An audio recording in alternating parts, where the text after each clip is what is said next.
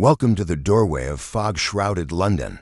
Robert Louis Stevenson, Dr. Jekyll, and Mr. Hyde. Here, behind people's polite manners, shadows that no one speaks of lie in wait. Gas lamps burn softly, footsteps fall on the cobblestones, and rumors people never voice drift through the streets. 19th century London may outwardly uphold courtesy and order, but beneath that surface suppressed desires and hidden sins have piled up. Dr. Henry Jekyll was a gentleman of reputation and means. He loved learning and was well regarded by his friends. Yet he was obsessed with the age-old question of human duality. Could one separate the dark impulses inside a person? Could he, in the name of science, attempt such an experiment? Experiment would come to overrun Jekyll's life and summon forth the cruel, small man Hyde. Does curiosity bring liberation, or does it call forth ruin? Open the door. What you are about to see will not be easily believed. Chapter 1. Story of the Door. Mr. Utterson the lawyer was a man of a rugged countenance that was never lighted by a smile, cold, scanty, and embarrassed in discourse, backward in sentiment, lean, long, dusty, dreary, and yet somehow lovable. At friendly meetings, and when the wine was to his taste, something eminently human beaconed from his eye, something indeed which never found its way into his talk, but which spoke not only in these silent symbols of the after-dinner phase, but more often and loudly in the acts of his life. He was austere with himself, drank gin when he was alone, to mortify a taste for vintages, and though he enjoyed the theater, had not been to one for 20 years. But he was a man of a rugged countenance. When he was young he had been wild for a while. A naughty, fanciful look had come into his eyes. That was but a passing thing, but it left a trace upon his memory. And what he had been he sometimes told the story of, with a dry smile and a jesting manner. It was the sort of story which his friends received with a half-reluctant belief, and of which the most of them would have said at the time that they had seen something of the kind. But indeed the town and the man had tales to tell of his earlier fancies, tales of a dark, smutty affair and a hard finish, and of a trial and of a strange result. And more of that there will be time to say. Mr. Enfield, the man whom he had always known to be given to long walks and to have a certain connection with the club, told him one evening of a queer story he had witnessed, how a little man had tramped over a child in the street and then had paid the child's family a sum of money to be silent, and how afterwards, when the crowd had been collected and inquired into the matter, the little man had shown a check signed by a well-known gentleman, which he at once cashed at a bank. The check being of course necessarily large, the gentleman who had signed it was inquired for, and the answer was that he had no acquaintance with the little man. This little matter, as told by Mr. Enfield, a story widely talked of in the neighborhood, set Mr. Utterson thinking. They were both of them old friends, and they both enjoyed a Sunday afternoon walk together. In their constitutional they came into the by-streets near to where the gentleman's house stood. The house itself was of a strange sort, thought by the neighborhood with a sort of restrained curiosity and, as it were, a subjective wonder. It bore on the front a door, black and dingy, with no bell, and there was a neglected look upon the house which made it remarkable. In a neighborhood of respectable dwellings, Enfield told the story with his usual air of matter-of-fact narrative, adding that the little man had an expression of deformity and displeasure, which had made the onlookers uneasy. There was a queer, even troglodytic look about the door itself, and an odd, sinister note in the story which attached to it. On going by the house they saw the very door, and Utterson, whose nature was to be precise and to cross-examine, was drawn by curiosity to inquire more closely into its history. He asked Enfield what further particulars he could recall. Enfield answered that, beyond what he had already told, he had seen the little man go into the house, and that afterwards a heavy wooden door had been shut on him. There was a sense of secrecy about the place, and an air of having something hidden within it. Utterson remembered that the little man's name was Mr. Hyde. He had heard something about a will by which a wealthy and reputable man had left instructions that, in case of his disappearance or misfortune, his property was to be put into the hands of the survivor or some like proviso, naming Mr. Hyde as the beneficiary.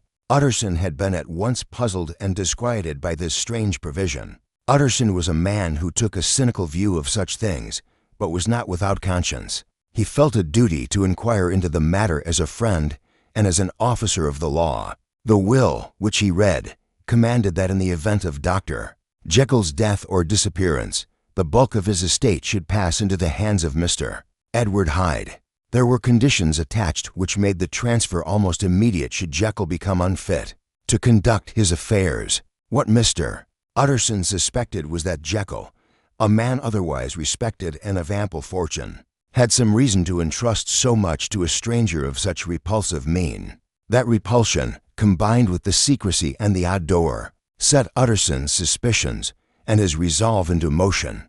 As they stood before the door, Utterson observed that the building was in all respects respectable, but had a window barred with iron. The house had evidently once been inhabited by reputable people, and yet there was about the entrance a certain disgraceful suggestion. Enfield declared that he had seen the little man pass into that very door, and he had told Utterson the incidents about the girl's trampling and the check. The memory of the little man, his deformity, and his insolence long lingered in Enfield's mind. Utterson's sober and cautious mind, trained by law and civility, determined to further investigate. He had been a friend to Jekyll for many years, and he could not lightly accept that Jekyll had some treacherous secret, or that he might in any way be held to account for the faults of such a man as Hyde. He resolved to look into the matter, to observe the door, and to see whether any light could be shed upon the strange will and the strange occupant. That night Utterson went to the neighborhood and took a careful look at the gloomy door. There was no bell, but a blotted plate and a brass knocker, and the window above was curtained. He spent some time looking at the name on the plate and the general character of the entrance, and when he returned home he began to reflect upon the peculiar bond by which the property of the upright Dr. Jekyll might pass to so improper a person as Murdoch Hyde. The will had been drawn in a manner binding and clear, and the legal effect was that Hyde would come into full control if Jekyll were out of the way or incapacitated.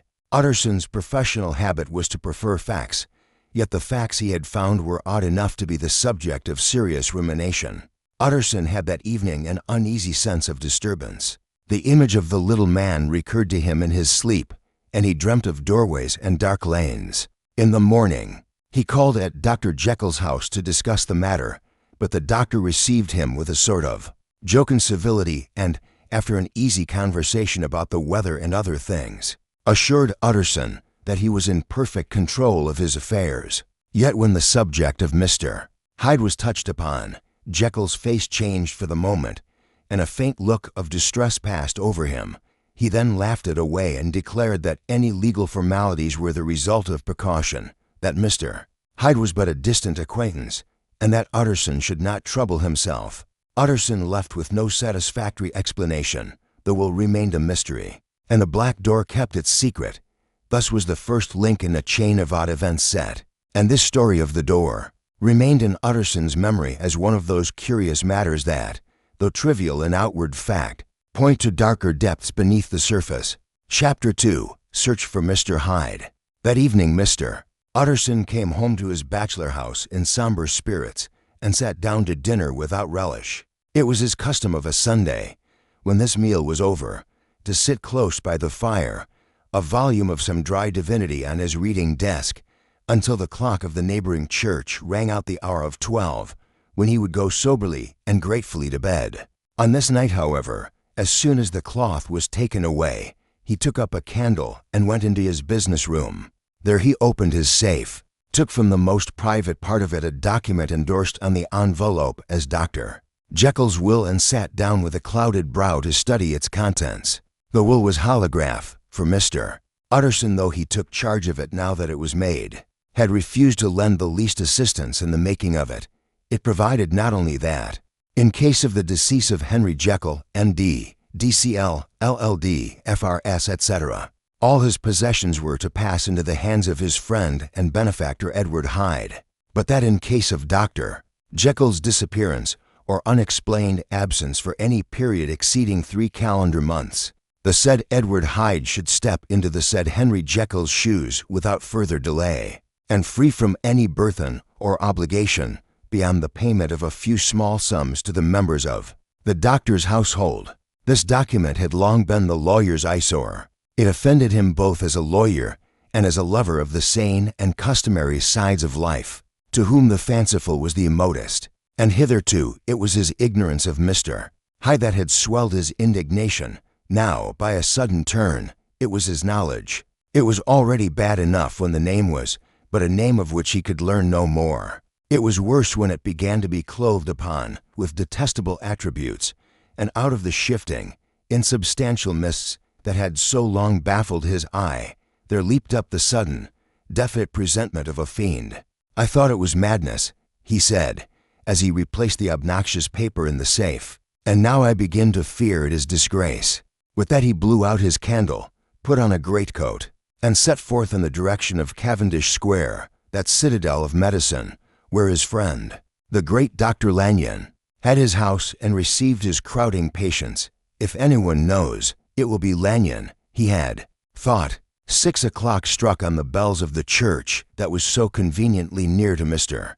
Utterson's dwelling, and still he was digging at the problem. Hitherto it had touched him on the intellectual side alone, but now his imagination also was engaged, or rather enslaved, and as he lay and tossed in the gross darkness of the night and the curtained room, Mr.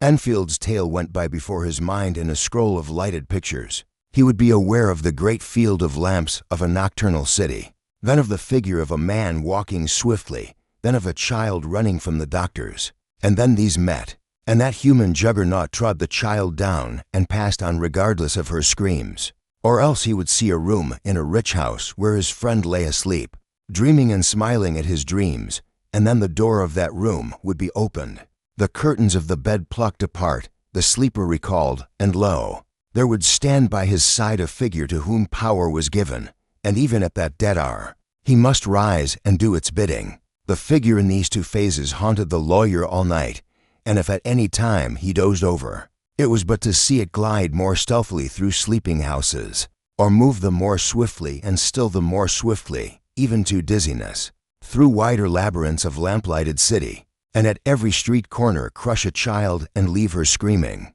And still the figure had no face by which he might know it.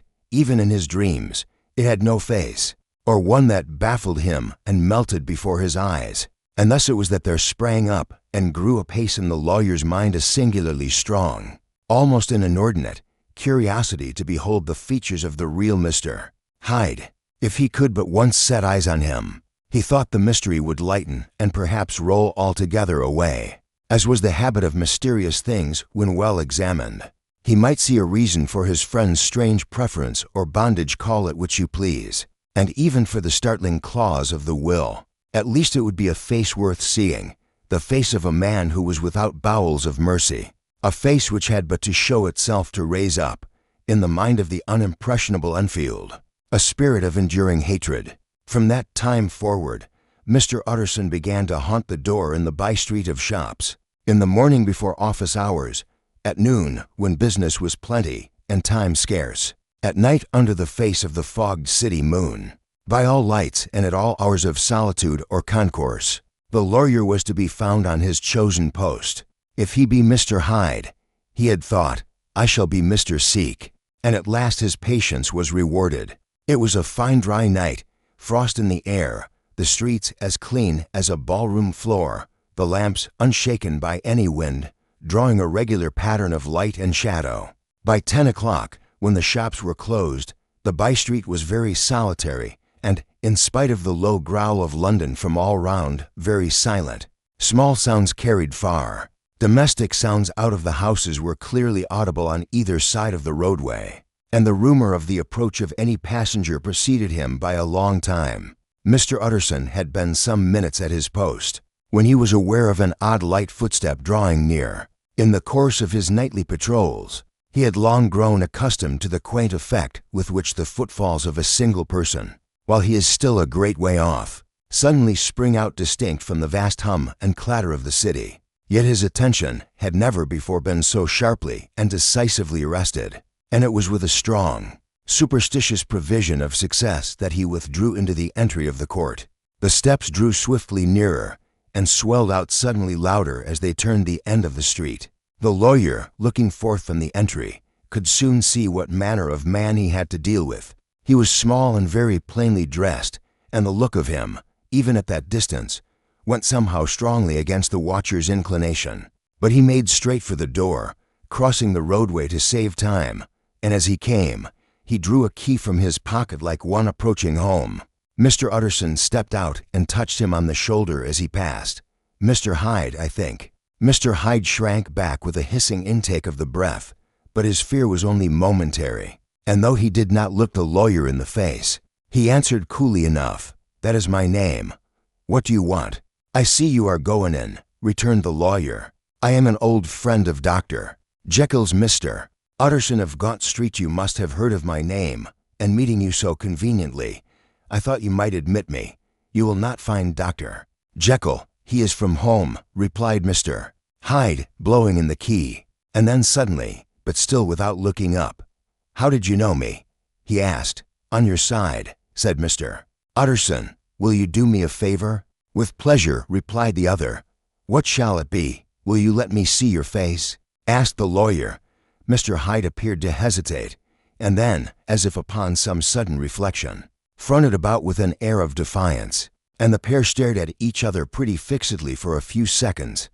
"Now I shall know you again," said Mr. Utterson. "It may be useful." "Yes," returned Mr. Hyde, "it is as well we have met, and he propose you should have my address." And he gave a number of a street in Soho. Good God, thought Mr. Utterson, can he, too, have been thinking of the will? But he kept his feelings to himself and only grunted in acknowledgment of the address. "And now," said the other, "how did you know me?" "By description," was the reply. "Whose description?" "We have common friends," said Mr. Utterson. "Common friends," echoed Mr. Hyde, a little hoarsely. "Who are they? Jekyll, for instance," said the lawyer. "He never told you," cried Mr. Hyde, with a flush of anger. "I did not think you would have lied." "Come," said Mr. Utterson, "that is not fitting language." The other snarled aloud into a savage laugh, and the next moment, with extraordinary quickness, he had unlocked the door and disappeared into the house. The lawyer stood a while when Mr. Hyde had left him, the picture of disquietude. Then he began slowly to mount the street, pausing every step or two and putting his hand to his brow, like a man in mental perplexity. The problem he was thus debating as he walked was one of a class that is rarely solved. Mr. Hyde was pale and dwarfish. He gave an impression of deformity without any nameable malformation. He had a displeasing smile. He had borne himself to the lawyer with a sort of murderous mixture of timidity and boldness, and he spoke with a husky, whispering, and somewhat broken voice. All these were points against him, but not all of these together could explain the hitherto unknown disgust, loathing, and fear with which Mr. Utterson regarded him. "There must be something else," said the perplexed gentleman. "There is something more, if I could find a name for it. God bless me, the man seems hardly human. Something troglodytic, shall we say? Or can it be the old story of Dr. Fell? Or is it the mere radiance of a foul soul that thus transpires through and transfigures its clay continent? The last, I think, for, oh my poor old Harry Jekyll, if ever I read Satan's signature upon a face, it is on that of your new friend."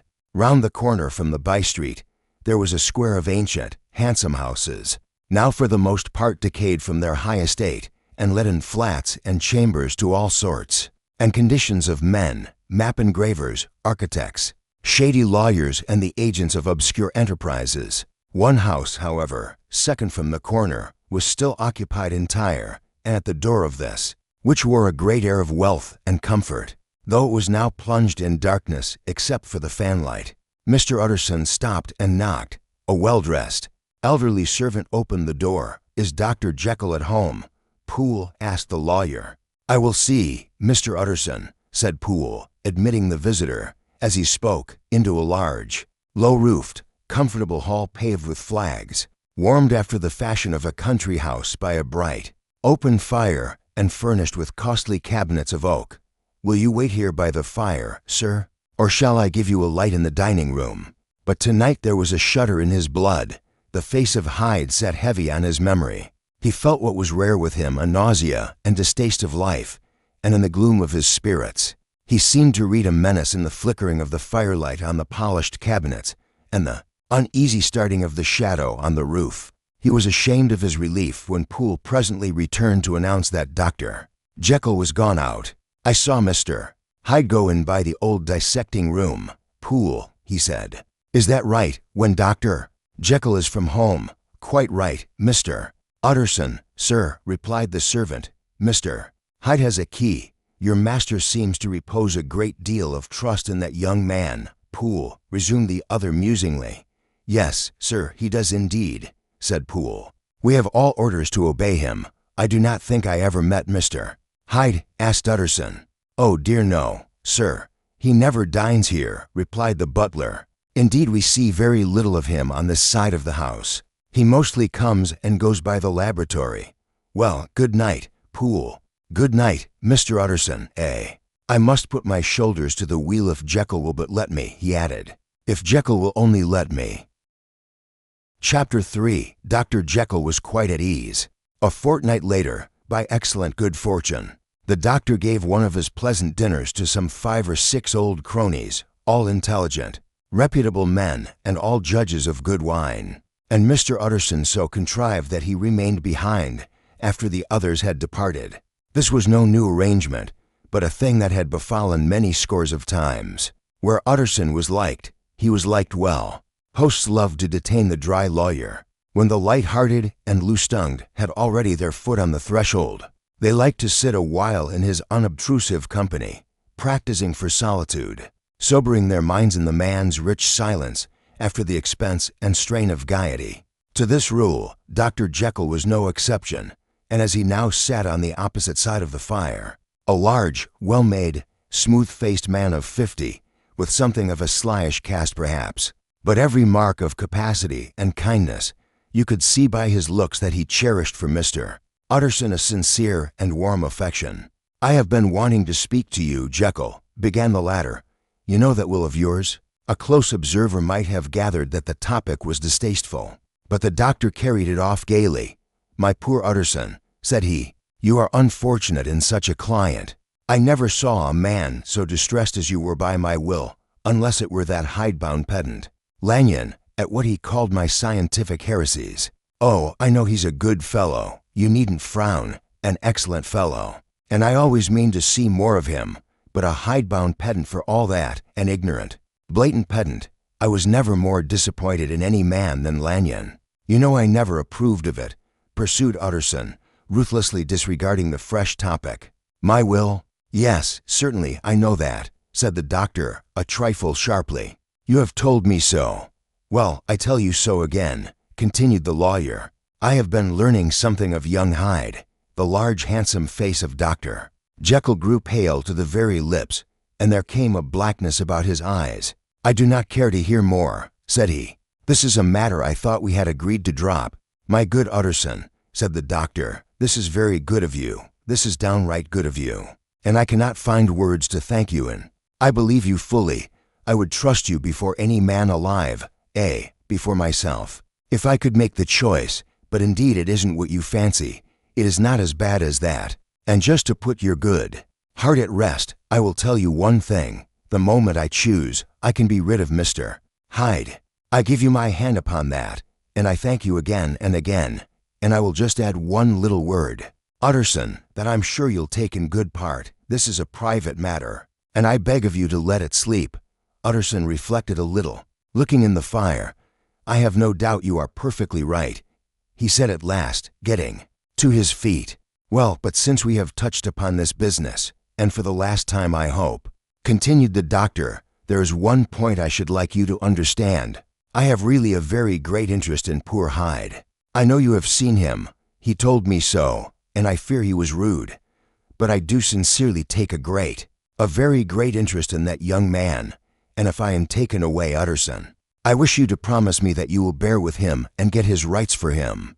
I think you would, if you knew all, and it would be a weight off my mind if you would promise." "I can't pretend that I shall ever like him," said the lawyer. "I don't ask that," pleaded Jekyll, laying his hand upon the other's arm. "I only ask for justice. I only ask you to help him for my sake, when I am no longer." Here Utterson heaved an irrepressible sigh. "Well," said he, "I promise." Chapter 4. The Carew Murder Case. Nearly a year later, in the month of October, 18, London was startled by a crime of singular ferocity and rendered all the more notable by the high position of the victim. The details were few and startling. A maid-servant living alone in a house not far from the river had gone upstairs to bed about 11.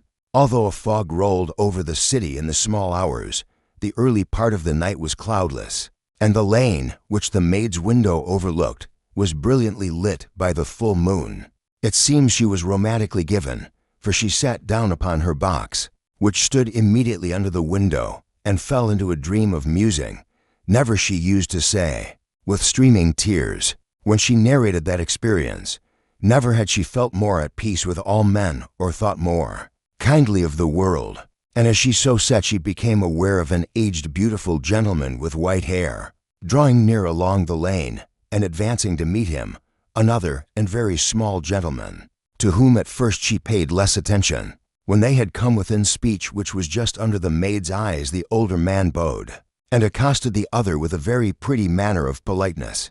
It did not seem as if the subject of his address were of great importance. Indeed, from his pointing, it sometimes appeared as if he were only inquiring his way. But the moon shone on his face as he spoke, and the girl was pleased to watch it.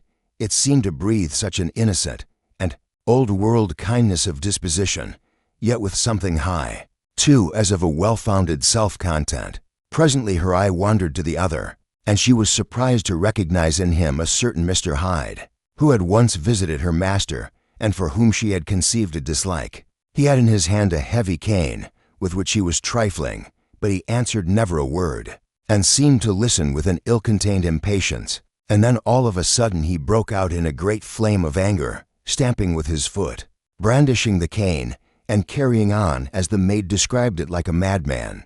The old gentleman took a step back, with the air of one very much surprised and a trifle hurt, and at that Mr.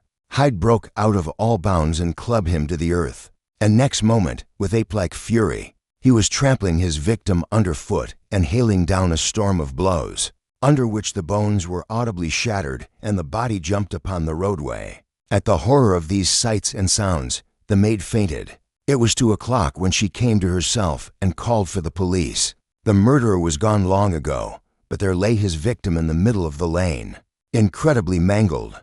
The stick with which the deed had been done, although it was of some rare and very tough and heavy wood, had broken in the middle under the stress of this insensate cruelty, and one splintered half had rolled in the neighboring gutter. The other, without doubt, had been carried away by the murderer. A purse and gold watch were found upon the victim, but no cards or papers, except a sealed and stamped envelope, which he had been probably carrying to the post, and which bore the name and address of Mr. Utterson. This was brought to the lawyer the next morning, before he was out of bed, and he had no sooner seen it and been told the circumstances than he shot out a solemn lip. "I shall say nothing till I have seen the body," said he. "This may be very serious. Have the kindness to wait while I dress." And with the same grave countenance, he hurried through his breakfast and drove to the police station, whither the body had been carried. As soon as he came into the cell, he nodded. "Yes," said he, "I recognize him. I am sorry to say that this is Sir Danvers Carew." "Good God, sir," exclaimed the officer, "is it possible?" And the next moment his eye lighted up with professional ambition. "This will make a deal of noise," he said, "and perhaps you can help us to the man." And he briefly narrated what the maid had seen, and showed the broken stick. Mr. Utterson had already quailed at the name of Hyde, but when the stick was laid before him, he could doubt no longer. Broken and battered as it was, he recognized it for one that he had himself presented many years before to Henry Jekyll. "Is this Mr. Hyde a person of small stature?" he inquired. "Particularly small and particularly wicked-looking is what the maid calls him," said the officer. Mr. Utterson reflected, and then, raising his head, "If you will come with me in my cab," he said, "I think I can take you to his house." It was by this time about 9 in the morning, and the first fog of the season. A great chocolate-colored pall lowered over heaven, but the wind was continually charging and routing these embattled vapors, so that as the cab crawled from street to street, Mr. Utterson beheld a marvelous number of degrees and hues of twilight. For here it would be dark like the back end of evening, and there would be a glow of a rich, lurid brown like the light of some strange conflagration, and here, for a moment, the fog would be quite broken up, and a haggard shaft of daylight would glance in between the swirling wreaths. The dismal quarter of Soho seen under these changing glimpses, with its muddy ways, and slatternly passengers, and its lamps, which had never been extinguished or had been kindled afresh, to combat this mournful reinvasion of darkness, seemed, in the lawyer's eyes, like a district of some city in a nightmare. The thoughts of his mind, besides, were of the gloomiest dye, and when he glanced at the companion of his drive, he was conscious of some touch of that terror of the law and the law's officers, which may at times assail the most honest. As the cab drew up before the address indicated, the fog lifted a little and showed him a dingy street, a gin palace, a low French eating-house, a shop for the retail of penny numbers, and twopenny salads, many ragged children huddled in the doorways, and many women of many different nationalities passing out, key in hand, to have a morning glass. And the next moment the fog settled down again upon that part, as brown as umber, and cut him off from his blackguardly surroundings. This was the home of Henry Jekyll's favorite, of a man who was heir to £250,000 sterling. An ivory-faced and silvery-haired old woman opened the door.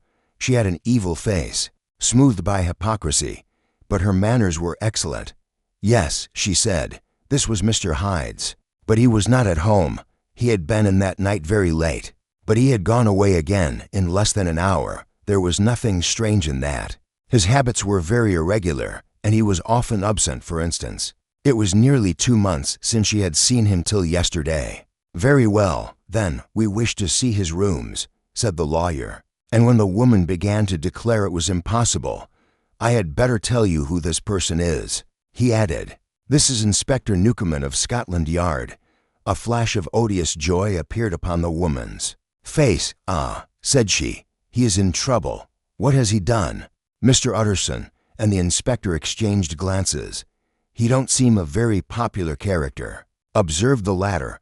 And now, my good woman, just let me and this gentleman have a look about us. In the whole extent of the house, which but for the old woman remained otherwise empty, Mr. Hyde had only used a couple of rooms, but these were furnished with luxury and good taste.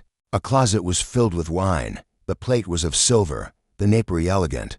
A good picture hung upon the walls, a gift as Utterson supposed from Henry Jekyll, who was much of a connoisseur, and the carpets were of many plies and agreeable in color. At this moment, however, the rooms bore every mark of having been recently and hurriedly ransacked. Clothes lay about the floor, with their pockets inside out, lock-fast drawers stood open, and on the hearth there lay a pile of gray ashes, as though many papers had been burned. From these embers the inspector disinterred the butt end of a green cheque-book, which had resisted the action of the fire. The other half of the stick was found behind the door, and as this clinched his suspicions, the officer declared himself delighted. A visit to the bank, where several £1,000s were found to be lying to the murderer's credit, completed his gratification. You may depend upon it, sir, he told Mr. Utterson.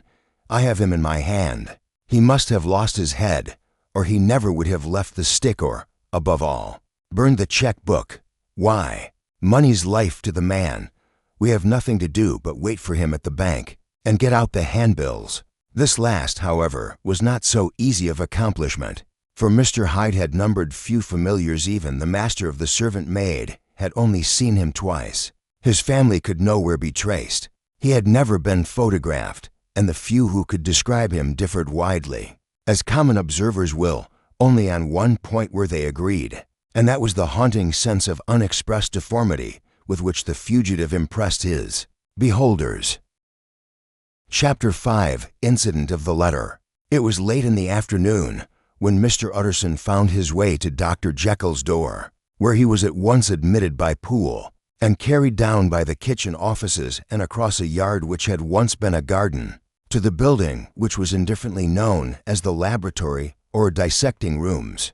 The doctor had bought the house from the heirs of a celebrated surgeon, and his own tastes being rather chemical than anatomical, had changed the destination of the block at the bottom of the garden. It was the first time that the lawyer had been received in that part of his friend's quarters, and he eyed the dingy, windowless structure with curiosity, and gazed round with a distasteful sense of strangeness as he crossed the theater, once crowded with eager students, and now lying gaunt and silent, the tables laden with chemical apparatus, the floor strewn with crates and littered with packing straw, and the light falling dimly through the foggy cupola. At the further end, a flight of stairs mounted to a door covered with red baize, and through this, Mr. Utterson was at last received into the doctor's cabinet.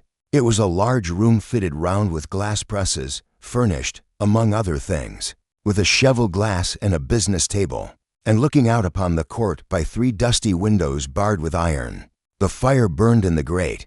A lamp was set lighted on the chimney shelf, for even in the houses the fog began to lie thickly, and there, close up to the warmth, sat Dr. Jekyll, looking deathly sick. He did not rise to meet his visitor, but held out a cold hand and bade him welcome in a changed voice. "And now," said Mr.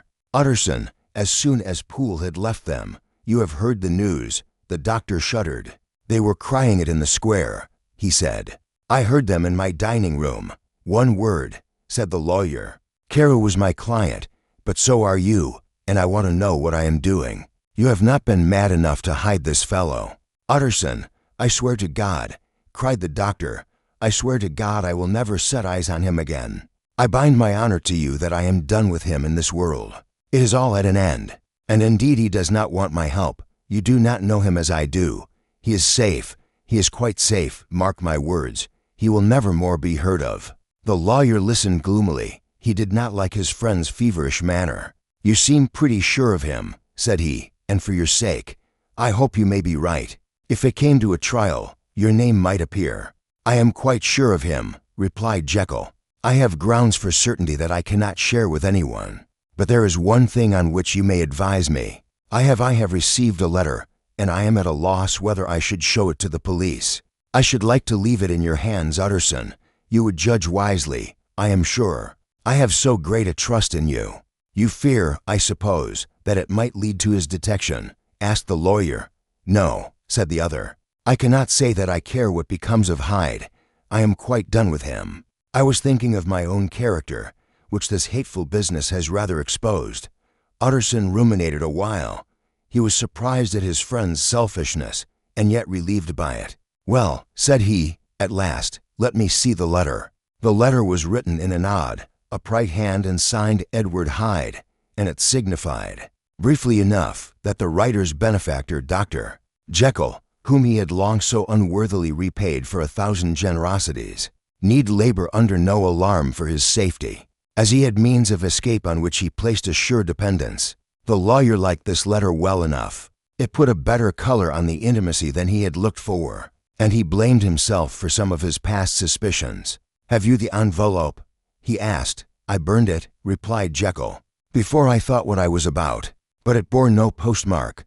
The note was handed in. "Shall I keep this and sleep upon it?" asked Utterson. "I wish you to judge for me entirely," was the reply. "I have lost confidence in myself." "Well, I shall consider," returned the lawyer. "And now one word more. It was Hyde who dictated the terms in your will about that disappearance?" The doctor seemed seized with a qualm of faintness.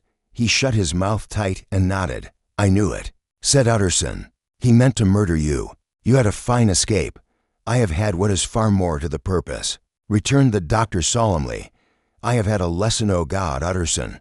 What a lesson I have had." And he covered his face for a moment with his hands. On his way out, the lawyer stopped and had a word or two with Poole. "By the by," said he, "there was a letter handed in today. What was the messenger like?" But Poole was positive nothing had come except by post, and only circulars by that, he added. This news sent off the visitor with his fears renewed. Plainly the letter had come by the laboratory door. Possibly, indeed, it had been written in the cabinet, and if that were so, it must be differently judged and handled with the more caution. The newsboys, as he went, were crying themselves hoarse along the footways. Special edition. Shocking murder of an MP. that was the funeral oration of one friend and client, and he could not help a certain apprehension lest the good name of another should be sucked down. In the eddy of the scandal, it was, at least, a ticklish decision that he had to make, and self-reliant as he was by habit, he began to cherish a longing for advice. It was not to be had directly, but perhaps, he thought, it might be fished for. Presently after, he sat on one side of his own hearth, with Mr. Guest, his head clerk, upon the other, and midway between, at a nicely calculated distance from the fire, a bottle of a particular old wine that had long dwelt unsunned in the foundations of his house. The fog still slept on the wing above the drowned city, where the lamps glimmered like carbuncles, and through the muffle and smother of these fallen clouds, the procession of the town's life was still rolling in through the great arteries with a sound as of a mighty wind, but the room was gay with firelight.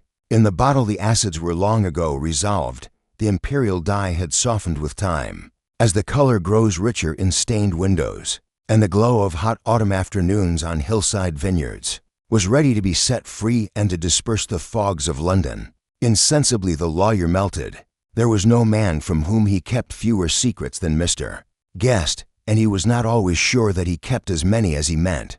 Guest had often been on business to the doctors. He knew Poole. He could scarce have failed to hear of Mr. Hyde's familiarity about the house. He might draw conclusions, was it not as well, then, that he should see a letter which put that mystery to right, and above all, since Guest, being a great student and critic of handwriting, would consider the step natural and obliging.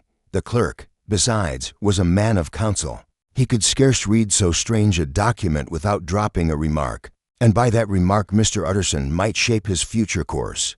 "This is a sad business about Sir Danvers," he said. "Yes, sir, indeed. It has elicited a great deal of public feeling," returned Guest. "The man, of course, was mad." "I should like to hear your views on that," replied Utterson. "I have a document here in his handwriting. It is between ourselves, for I scarce know what to do about it. It is an ugly business at the best, but there it is, quite in your way, a murderer's autograph."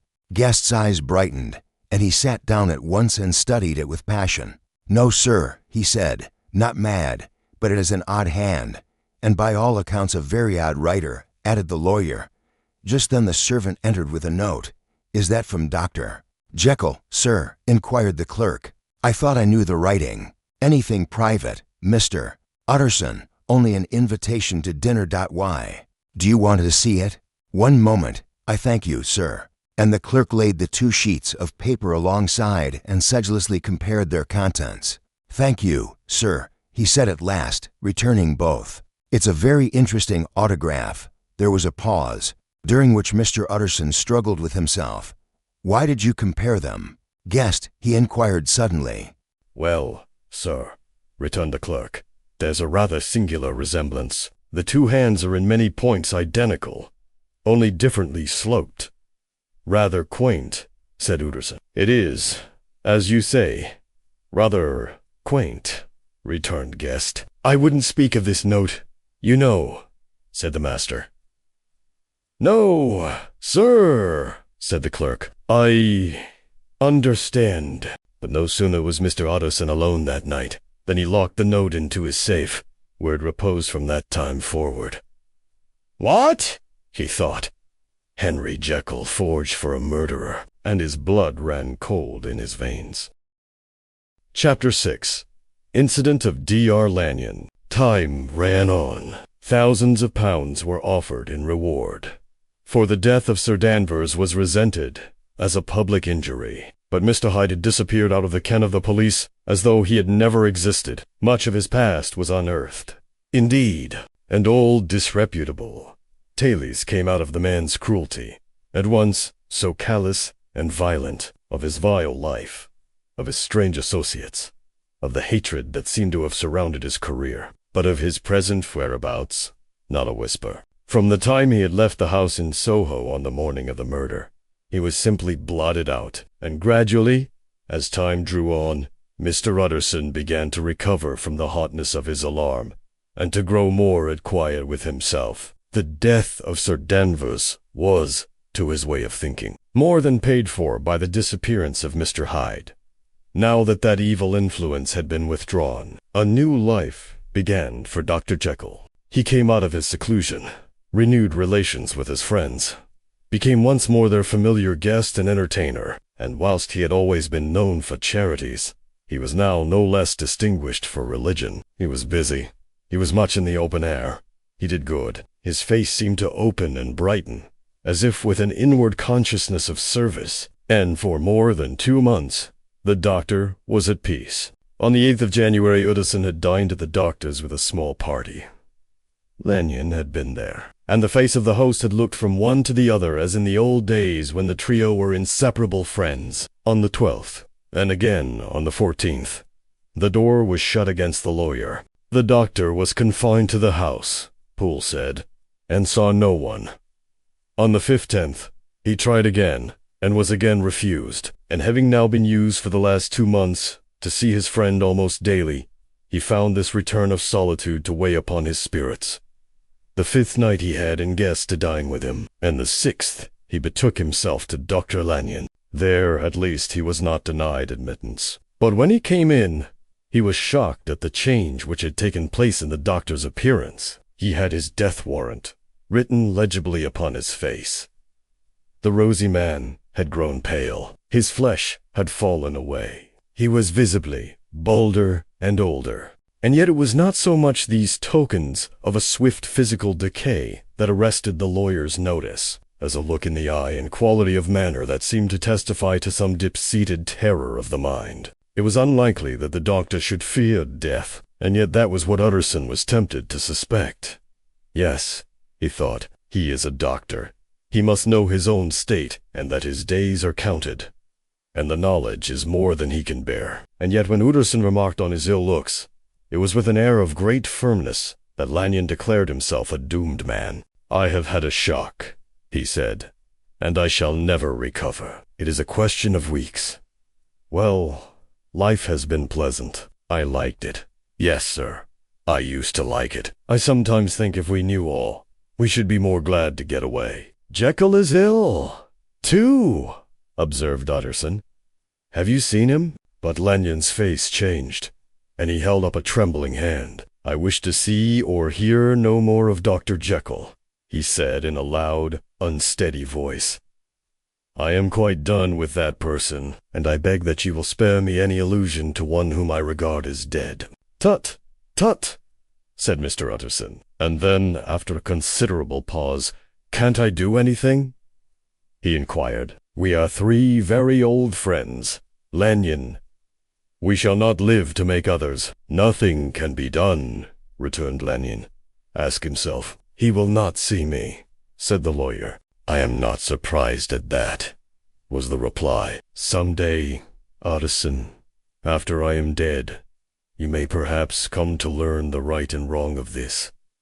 I cannot tell you. And in the meantime, if you can sit and talk with me of other things, for God's sake, stay and do so. But if you cannot keep clear of this accursed topic, then in God's name, go, for I cannot bear it." As soon as he got home, Utterson sat down and wrote to Jekyll, complaining of his exclusion from the house, and asking the cause of this unhappy break with Lanyon. And the next day brought him a long answer, often very pathetically worded, and sometimes darkly mysterious in drift. The quarrel with Lanyon was incurable. "I do not blame our old friend," Jekyll wrote, "but I share his view that we must never meet. I mean from henceforth to lead a life of extreme seclusion. You must not be surprised, nor must you doubt my friendship, if my door is often shut even to you. You must suffer me to go my own dark way. I have brought on myself a punishment and a danger that I cannot name. If I am the chief of sinners, I am the chief of sufferers also. I could not think that this earth contained a place for sufferings and terrors so unmanning. And you can do but one thing, Utterson, to lighten this destiny, and that is to respect my silence." Utterson was amazed. The dark influence of Hyde had been withdrawn. The doctor had returned to his old tasks. And Amades, a week ago, the prospect had smiled with every promise of a cheerful and an honored age. And now, in a moment, friendship and peace of mind and the whole tenor of his life were wrecked. So great and unprepared a change pointed to madness, but in view of Lanyon's manner and words, there must lie for it some deeper ground. A week afterwards, Dr. Lanyon took to his bed, and in something less than a fortnight, he was dead. The night after the funeral, at which he had been sadly affected, Utterson locked the door of his business room, and sitting there by the light of a melancholy candle, drew out and set before him an envelope addressed by the hand and sealed with the seal of his dead friend. Private. For the hands of G.J. Utterson. Alone, and in case of his predecease to be destroyed unread. So it was emphatically superscribed, and the lawyer dreaded to behold the contents. I have buried one friend today, he thought. What if this should cost me another? And then he condemned the fear as a disloyalty, and broke the seal. Within there was another enclosure, likewise sealed, and marked upon the cover as not to be opened till the death or disappearance of Dr. Henry Jekyll. Utterson could not trust his eyes. Chapter 7. Incident at the window. It chanced on Sunday, when Mr. Utterson was on his usual walk with Mr. Enfield, that their way lay once again through the by-street, and that when they came in front of the door, both stopped to gaze on it. Well, said Enfield, that story is at an end at least. We shall never see more of Mr. Hyde. I hope not, said Utterson. Did I ever tell you that I once saw him, and shared your feeling of repulsion? You did, said Enfield, and it is so. Why? I had thought to have been rid of him this year, when I found the will. They passed on for a time in silence, and then, as they turned the corner, Utterson, who had been thinking of something that worried him, asked, By the way, Enfield, did you notice anything in the case of that will? Anything peculiar? Not much, said Enfield, only that well. You know when a man is more than good for nothing. You can sometimes see it in his face. Hyde had not a fault that a gentleman would have called a fault. He was simply wrong in blood something displeasing, something downright detestable. They had come to the end of the street, and were pausing on the curbstone, when Utterson, glancing up, saw a light in the window of Jekyll's house. It was a faint, unsteady gleam, as of one who watches. A face stood at the glass, pressed close to it, and the expression of that face struck him with a chill. It was Dr. Jekyll's face, but there was such an abject terror and despair in it. It froze the very blood. He raised his hands to his face, then suddenly drew them down again, and pressed his forehead to the pane as if listening for some sound outside. Presently he made a quick step back from the window, and, with a gesture of despair, vanished from the sight. Utterson stood rooted to the spot. By heaven, he said, that was Jekyll's voice. Jekyll's face at the window, and why should he look like one in abject terror? What can have frightened him thus? Enfield, who had watched the scene with a kind of uneasy curiosity, urged them to pass on. Let us go, he murmured. We have seen enough to be satisfied. There's a thing in the man's look that you can't set your finger on, but you know it is there. They continued their walk, but the sight of the doctor's face, so altered and miserable, remained with Utterson. He had seen his friend in difficulties before, but never in such a state of horror and dread. The incident deepened the mystery of the house, and added a new, personal element of fear to the lawyer's conjectures. Chapter 8. The last night, Mr. Utterson was sitting by his fireside one evening after dinner, when he was surprised to receive a visit from Poole. Bless me, Poole, what brings you here? He cried, and then taking a second look at him. What ails you? He added, Is the doctor ill? Mr. Utterson, said the man, there is something wrong. Take a seat, and here's a glass of wine for you, said the lawyer. Now, take your time, and tell me plainly what you want. You know the doctor's ways, sir, replied Poole, and how he shuts himself up. Well, he's shut up again in the cabinet, and I don't like it, sir. I wish I may die if I like it. Mr. Utterson, sir, I'm afraid. Now, my good man, said the lawyer, be explicit. What are you afraid of? I've been afraid for about a week, returned Poole, doggedly disregarding the question, and I can bear it no more.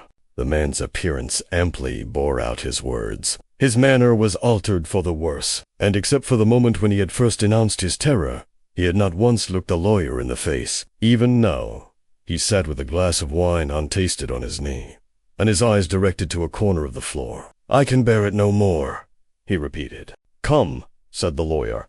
"I see you have some good reason, Poole.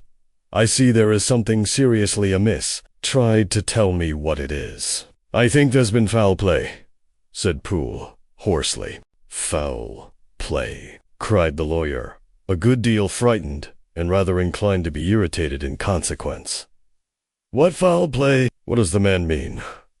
"I daren't say, sir," was the answer. "But will you come along with me and see for yourself?" Mr. Utterson's only answer was to rise and get his hat and greatcoat, but he observed with wonder the greatness of the relief that appeared upon the butler's face, and, perhaps with no less, that the wine was still untasted when he set it down to follow. It was a wild, cold, seasonable night of March, with a pale moon lying on her back as though the wind had tilted her, and flying wrack of the most diaphanous and lawny texture. The wind made talking difficult, and flecked the blood into the face. It seemed to have swept the streets unusually bare of passengers. Besides, for Mr. Edison thought he had never seen that part of London so deserted. He could have wished it otherwise. Never in his life had he been conscious of so sharp a wish to see and touch his fellow. For struggle as he might, there was borne in upon his mind a crushing anticipation of calamity. The square, when they got there, was full of wind and dust, and the thin trees in the garden were lashing themselves along the railing. Poole, who had kept all the way a pace or two ahead, now pulled up in the middle of the pavement, and in spite of the biting weather, took off his hat and mopped his brow with a red pocket-handkerchief. But for all the hurry of his coming, these were not the dews of exertion that he wiped away, but the moisture of some strangling anguish, for his face was white, and his voice, when he spoke, harsh and broken. "Well, sir," he said, "here we are, and God grant there be nothing wrong." "Amen, Poole," said the lawyer. Thereupon the servant knocked in a very guarded manner. The door was opened on the chain, and a voice asked from within, "Is that you, Poole?" "It's all right," said Poole. Opened the door. The hall, when they entered it, was brightly lighted up. The fire was built high, and about the hearth the whole of the servants, men and women, stood huddled together like a flock of sheep. At the sight of Mr. Utterson, the housemaid broke into hysterical whimpering, and the cook, crying out, "Bless God, it's Mr. Utterson!" ran forward as if to take him in her arms.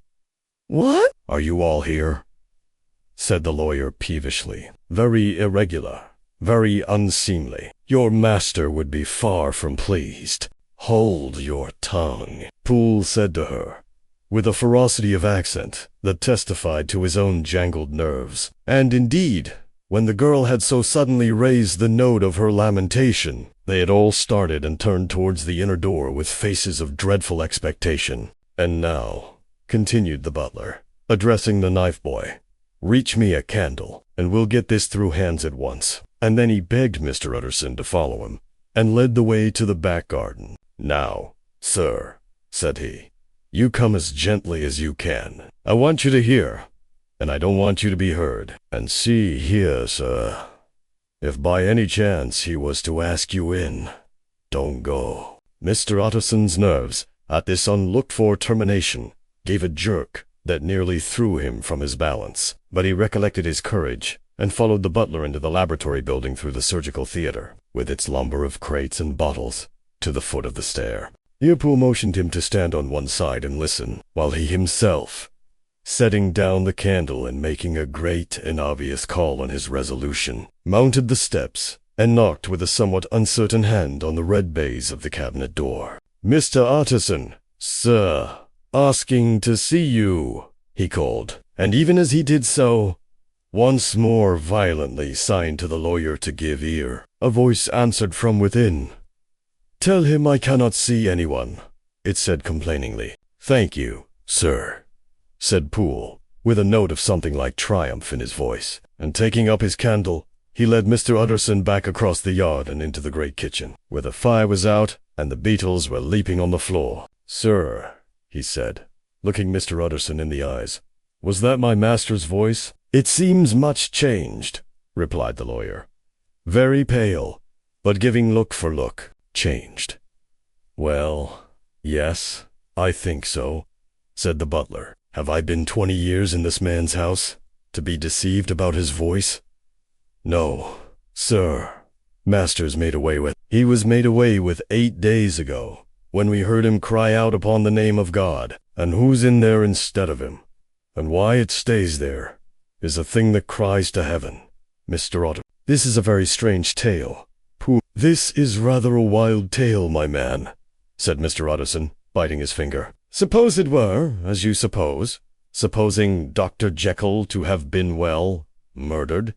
What could induce the murderer to stay? That won't hold water. It doesn't commend itself to reason." "Well, Mr. Utterson, you are a hard man to satisfy, but I'll do it yet," said Poole. "All this last week, you must know him, or it, whatever it is that lives in that cabinet, has been crying night and day for some sort of medicine and cannot get it to his mind. It was sometimes his way the masters, that is to write his orders on a sheet of paper and throw it on the stair. We've had nothing else this week back. Nothing but papers and a closed door, and the very meals left there to be smuggled in when nobody was looking. Well, sir, every day, aye, and twice and thrice in the same day, there have been orders and complaints, and I have been sent flying to all the wholesale chemists in town. Every time I brought this stuff back, there would be another paper telling me to return it, because it was not pure, and another order to a different firm. This drug is wanted bitter bad, sir. Whatever for— "Have you any of these papers?" asked Mr. Utterson. Poole felt in his pocket and handed out a crumpled note, which the lawyer, bending nearer to the candle, carefully examined. Its contents ran thus: "Dr. Jekyll presents his compliments to Messrs. Moore. He assures them that their last sample is impure and quite useless for his present purpose. In the year 18, Dr. J. purchased a somewhat large quantity from Messrs. M. He now begs them to search with most sedulous care, and should any of the same quality be left, forward it to him at once. Expense is no consideration. The importance of this, too, Dr. J. can hardly be exaggerated." So far the letter had run composedly enough, but here, with a sudden splutter of the pen, the writer's emotion had broken loose. "For God's sake," he added, "find me some of the old—" "This is a strange note," said Mr. Utt. And then sharply, "How do you come to have it open?" "The man at Mawes was main angry, sir, and he threw it back to me like so much dirt," returned Poole. "This is unquestionably the doctor's hand. Do you know?"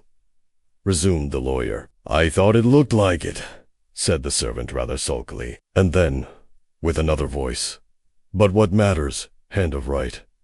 he said. "I've seen him." "Seen him," repeated Mr. Utterson.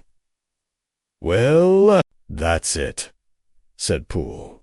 "It was this way. I came suddenly into the theater from the garden. It seems he had slipped out to look for this drug, or whatever it is, for the cabinet door was open, and there he was at the far end of the room digging among the crates. He looked up when I came in, gave a kind of cry, and whipped upstairs into the cabinet. It was but for 1 minute that I saw him, but the hair stood upon my head like quills. Sir, if that was my master, why had he a mask upon his face? If it was my master, why did he cry out like a rat and run from me?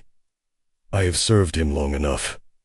And then ... The man paused and passed his hand over his face. "These are all very strange circumstances," said Mr. Utterson, "but I think I begin to see daylight. Your master, Poole, is plainly seized with one of those maladies that both torture and deform the sufferer. Hence, for aught I know, the alteration of his voice. Hence, the mask and the avoidance of his friends. Hence, his eagerness to find this drug. by means of which the poor soul retains some hope of ultimate recovery. God grant that he be not deceived. There is my explanation. It is sad enough, Pooleye, and appalling to consider, but it is plain and natural, hangs well together, and delivers us from all exorbitant alarms. Sir, said the butler, turning to a sort of mottled pallor, that thing was not my master, and there's the truth. My master, here he looked around him and began to whisper, is a tall, fine build of a man, and this was more of a dwarf. Utterson attempted to protest. Oh, sir, cried Poole, do you think I do not know my master after 20 years? Do you think I do not know where his head comes to in the cabinet door, where I saw him every morning of my life? No, sir, that thing in the mask was never Dr. Jekyll. God knows what it was, but it was never Dr. Jekyll, and it is the belief of my heart that there was murder done. Poole, replied the lawyer, if you say that, it will become my duty to make certain, much as I desire to spare your master's feelings, much as I am puzzled by this note, which seems to prove him to be still alive, I shall consider it my duty to break in that door. Ah, Mr. Utterson, that's talking, cried the butler. And now comes the second question, resumed Utterson. Who is going to do it? Why, you and me, sir, was the undaunted reply. That's very well said, returned the lawyer, and whatever comes of it, I shall make it my business to see you are no loser. There is an axe in the theater, continued Poole, and you might take the kitchen poker for yourself. The lawyer took that rude but weighty instrument into his hand and balanced it. Do you know, Poole, he said, looking up, that you and I are about to place ourselves in a position of some peril? You may say so. Sir? Indeed, returned the butler. It is well, then, that we should be, Frank, said the other. We both think more than we have said. Let us make a clean breast. This masked figure that you saw, did you recognize it? Well, sir, it went so quick, and the creature was so doubled up, that I could hardly swear to that, was the answer. But if you mean, was it Mr. Hyde? Why, yes, I think it was. You see, it was much of the same bigness, and it had the same quick, light way with it. And then who else could have got in by the laboratory door? You have not forgot, sir, that at the time of the murder he had still the key with him. But that's not all. I don't know, Mr. Utterson, if you ever met this Mr. Hyde. Yes, said the lawyer. I once spoke with him. Then you must know as well as the rest of us that there was something queer about that gentleman, something that gave a man a turn eye. Don't know rightly how to say it, sir. Beyond this, that you felt in your marrow, kind of cold and thin. I own I felt something of what you describe, said Mr. Utterson. Quite so, sir, returned Poole. Well, when that masked thing like a monkey jumped from among the chemicals and whipped into the cabinet, it went down my spine like ice. Oh, I know it's not evidence, Mr. Utterson. I'm book-learned enough for that. But a man has his feelings, and I give you my Bible word, it was Mr. Hyde. Aye, said the lawyer. My fears incline to the same point. Evil, I fear, founded evil was sure to come of that connection. I believe you. I believe poor Harry is killed, and I believe his murderer, for what purpose, God alone can tell, is still lurking in his victim's room. Well, let our name be vengeance. Call Bradshaw. The footman came at the summons, very white and nervous. Pull yourself together, Bradshaw, said the lawyer. This suspense, I know, is telling upon all of you, but it is now our intention to make an end of it. Poole, here, and I are going to force our way into the cabinet. If all is well, my shoulders are broad enough to bear the blame. Meanwhile, lest anything should really be amiss, or any malefactor seek to escape by the back, you and the boy must go round the corner with a pair of good sticks and take your post at the laboratory door. We give you 10 minutes to get to your stations. As Bradshaw left, the lawyer looked at his watch. And now, Poole, let us get 2 hours, he he said, and taking the poker under his arm, led the way into the yard. The scud had banked over the moon, and it was now quite dark. The wind, which only broke in puffs and draughts into that deep well of building, tossed the light of the candle to and fro about their steps, until they came into the shelter of the theatre, where they sat down silently to wait. London hummed solemnly all around, but nearer at hand, the stillness was only broken by the sounds of a footfall moving to and fro along the cabinet floor. "So it will walk all day, sir," whispered Poole. "Aye, and the better part of the night. Only when a new sample comes from the chemist, there's a bit of a break. Ah, it's an ill conscience that's such an enemy to rest. Ah, sir, there's blood foully shed in every step of it. But hark again, a little closer, put your heart in your ears, Mr. Utterson, and tell me, is that the doctor's foot?" The steps fell lightly and oddly, with a certain swing. For all they went so slowly, it was different indeed from the heavy creaking tread of Henry Jekyll. Utterson sighed. "Is there never anything else?" he asked. Poole nodded. "Once," he said, "once I heard it weeping. Weeping?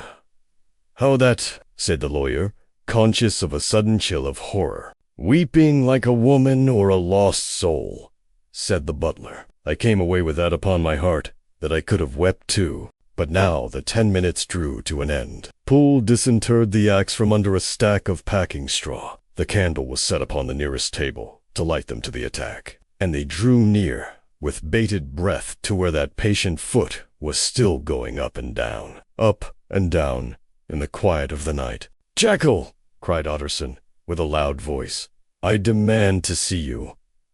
He paused a moment, but there came no reply. "I give you fair warning. Our suspicions are aroused, and I must and shall see you," he resumed. "If not by fair means, then by foul. If not of your consent, then by brute force." "Utterson," said the voice, "for God's sake, have mercy." "Ah, that's not Jekyll's voice, it's Hyde's," cried Utterson. "Down with the door, Poole." Poole swung the axe over his shoulder. The blow shook the building, and the red baize door leaped against the lock and hinges. A dismal screech, as of mere animal terror, rang from the cabinet. Up went the axe again, and again the panels crashed and the frame bounded.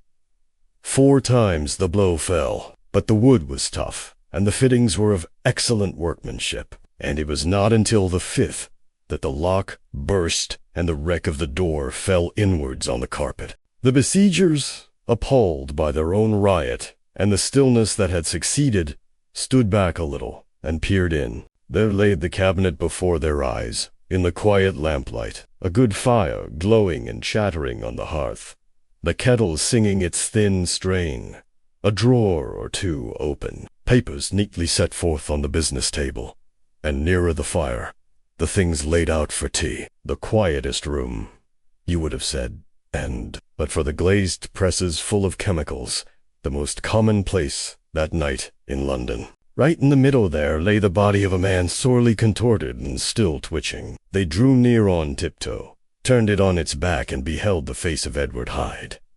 He was dressed in clothes far too large for him, clothes of the doctor's bigness. The cords of his face still moved with a semblance of life, but life was quite gone. And by the crushed fioul in the hand, and the strong smell of kernels that hung upon the air, Utterson knew that he was looking on the body of a son. "We have come too late," he said sternly, "whether to save or punish.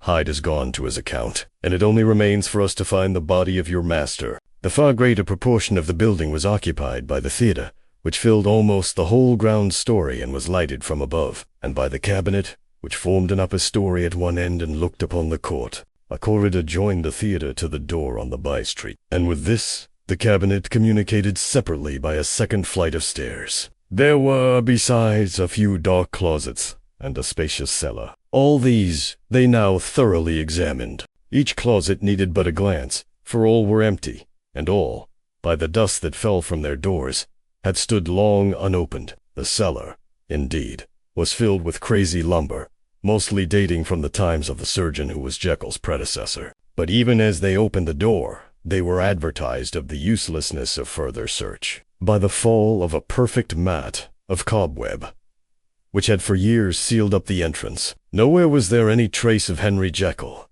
dead or alive. Poole stamped on the flags of the corridor. "He must be buried here," he said, hearkening to the sound. "Or he may have fled," said Utterson, and he turned to examine the door in the by-street. It was locked, and lying nearby on the flags, they found the key, already stained with rust. "This does not look like use," observed the lawyer. "Use?" echoed Poole.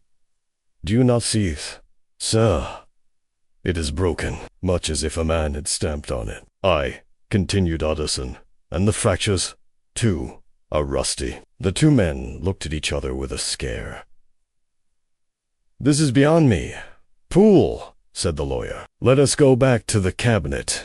They mounted the stair in silence, and still with an occasional awestruck glance at the dead body, proceeded more thoroughly to examine the contents of the cabinet. At one table there were traces of chemical work, various measured heaps of some white salt being laid on glass saucers, as though for an experiment in which the unhappy man had been prevented. "That is the same drug that I was always bringing him," said Poole, and even as he spoke, the kettle with a startling noise boiled over. This brought them to the fireside, where the easy-chair was drawn cosily up, and the tea-thing stood ready to the sitter's elbow, the very sugar in the cup. There were several books on a shelf. One lay beside the tea-things open, and Utterson was amazed to find it a copy of a pious work, for which Jekyll had several times expressed a great esteem, annotated in his own hand with startling blasphemies. Next, in the course of their review of the chamber, the searchers came to the cheval-glass, into whose depths they looked with an involuntary horror, but it was so turned as to show them nothing but the rosy glow playing on the roof, the fire sparkling in 100 repetitions along the glazed front of the presses, and their own pale and fearful countenances stooping to look in.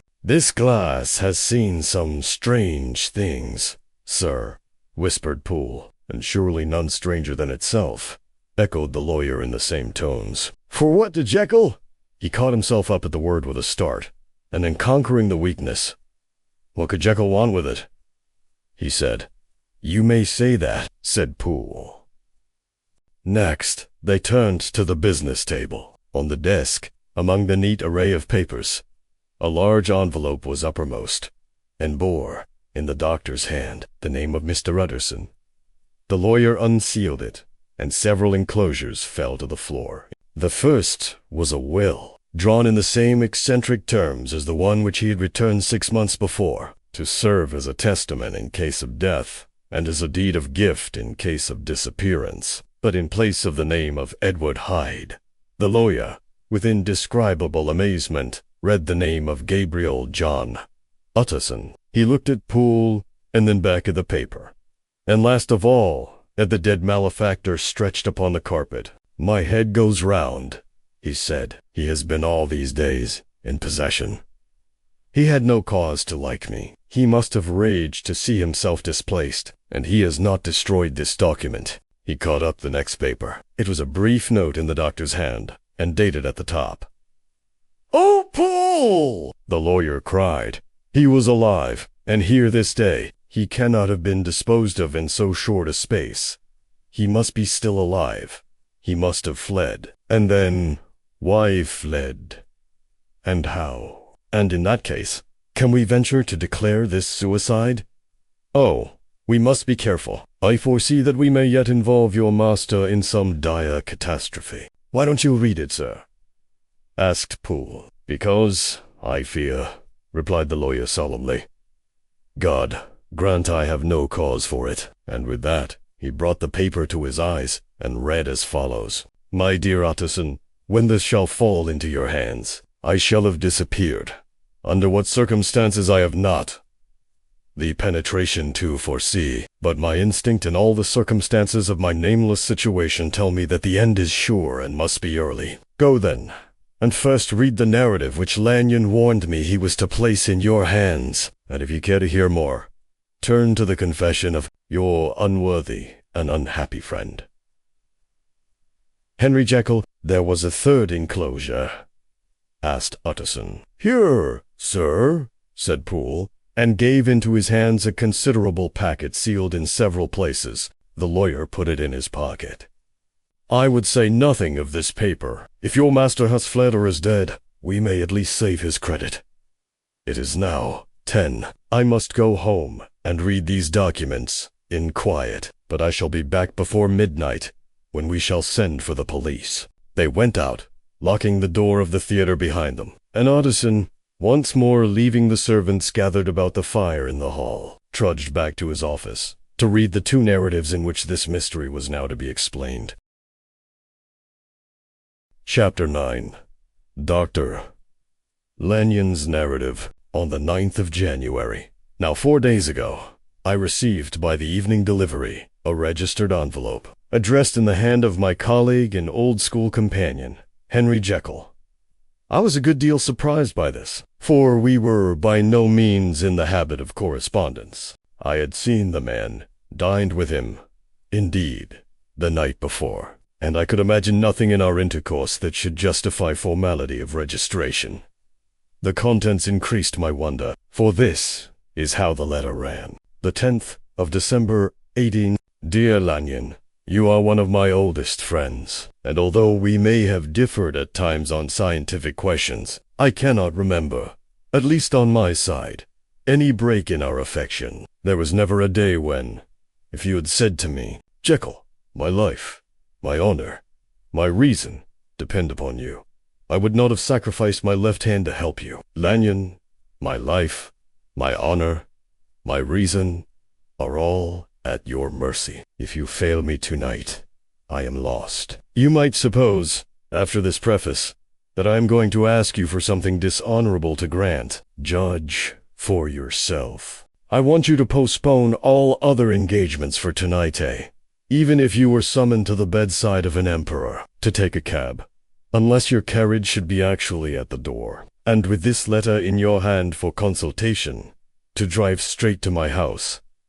Poole, my butler, has his orders. You will find him waiting your arrival with a locksmith. The door of my cabinet is then to be forced, and you are to go in alone. To open the glazed press letter E on the left hand, breaking the lock, if it be shut, and to draw out, with all its contents, as they stand, the 4th drawer from the top, or which is the same thing, the 3rd from the bottom. In my extreme distress of mind, I have a morbid fear of misdirecting you, but even if I am in error, you may know the right drawer by its contents.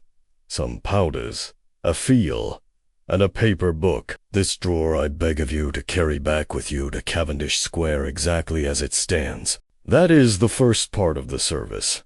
Now, for the second, you should be back, if you set out at once, on the receipt of this, long before midnight. But I will leave you that amount of margin, not only in the fear of one of those obstacles that can neither be prevented nor foreseen, but because an hour when your servants are in bed is to be preferred for what will then remain to do. At midnight, then, I have to ask you to be alone in your consulting room, to admit with your own hand into the house a man who will present himself in my name, and to place in his hands the drawer that you will have brought with you from my cabinet. Then you will have played your part and earned my gratitude completely. 5 minutes afterwards, if you insist upon an explanation, you will have understood that these arrangements are of capital importance, and that, by the neglect of one of them, fantastic as they must appear, you might have charged your conscience with my death or the shipwreck of my reason. Confident as I am that you will not trifle with this appeal, my heart sinks and my hand trembles at the bare thought of such a possibility. Think of me at this hour, in a strange place, laboring under a blackness of distress that no fancy can exaggerate, and yet well aware that, if you will but punctually serve me, my troubles will roll away like a story that is told. Serve me, my dear Lanyon, and save. Your friend, H.J. P.S. I had already sealed this up when a fresh terror struck upon my soul. It is possible that the post office may fail me, and this letter not come into your hands until tomorrow morning. In that case, dear Lanyon, Do my errand when it shall be most convenient for you in the course of the day, and once more expect my messenger at midnight. It may then already be too late, and if that night passes without event, you will know that you have seen the last of Henry Jekyll. Upon the reading of this letter, I made sure my colleague was insane, but till that was proved beyond the possibility of doubt, I felt bound to do as he requested. The less I understood of this farrago, the less I was in a position to judge of its importance, and an appeal so worded could not be set aside without a grave responsibility. I rose accordingly from table, got into a hansom, and drove straight to Jekyll's house. The butler was awaiting my arrival. He had received by the same post as mine a registered letter of instruction, and had sent at once for a locksmith and a carpenter. The tradesmen came while we were yet speaking, and we moved in a body to old Dr. Denman's surgical theatre, from which, as you are doubtless aware, Jekyll's private cabinet is most conveniently entered. The door was very strong, the lock excellent. The carpenter avowed he would have great trouble and have to do much damage if force were to be used, and the locksmith was near despair. But this last was a handy fellow, and after 2 hours' work, the door stood open. The press marked he was unlocked, and I took out the drawer, had it filled up with straw and tied in a sheet, and returned with it to Cavendish Square. Here I proceeded to examine its contents. The powders were neatly enough made up, but not with the nicety of the dispensing chemist, so that it was plain they were of Jekyll's private manufacture. And when I opened one of the wrappers, I found what seemed to me a simple crystalline salt of a white color. The phial, to which I next turned my attention, might have been about half full of a blood-red liquor, which was highly pungent to the sense of smell and seemed to me to contain phosphorus and some volatile ether. At the other ingredients I could make no guess. The book was an ordinary version book and contained little but a series of dates. These covered a period of many years, but I observed that the entries ceased nearly a year ago and quite abruptly. Here and there a brief remark was appended to a date, usually no more than a single word, double occurring perhaps 6 times, in a total of several hundred entries, and once very early in the list and followed by several marks of exclamation. Total failure. All this, though it whetted my curiosity, told me little that was definite. Here were a phial of some salt, and the record of a series of experiments that had led, like too many of Jekyll's investigations, to no end of practical usefulness. How could the presence of these articles in my house affect either the honor, the sanity, or the life of my flighty colleague? If his messenger could go to one place, why could he not go to another? And even granting some impediment, why was this gentleman to be received by me in secret? The more I reflected, the more convinced I grew that I was dealing with a case of cerebral disease, and though I dismissed my servants to bed, I loaded an old revolver, that I might be found in some posture of self-defense. 12 o'clock had scarce rung out over London, ere the knocker sounded very gently on the door. I went myself at the summons, and found a small man crouching against the pillars of the portico. "Are you come from Dr. Jekyll?" I asked.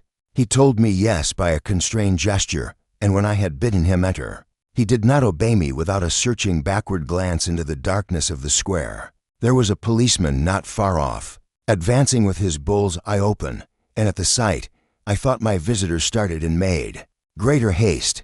These particulars struck me, I confess, disagreeably, and as I followed him into the bright light of the consulting room, I kept my hand ready on my weapon. Here, at last, I had a chance of clearly seeing him. I had never set eyes on him before, so much was certain. He was small, as I have said. I was struck besides with the shocking expression of his face, with his remarkable combination of great muscular activity and great apparent debility of constitution, and last but not least with the odd, subjective disturbance caused by his neighborhood. This bore some resemblance to incipient rigor, and was accompanied by a marked sinking of the pulse. At the time, I set it down to some idiosyncratic, personal distaste, and merely wondered at the acuteness of the symptoms.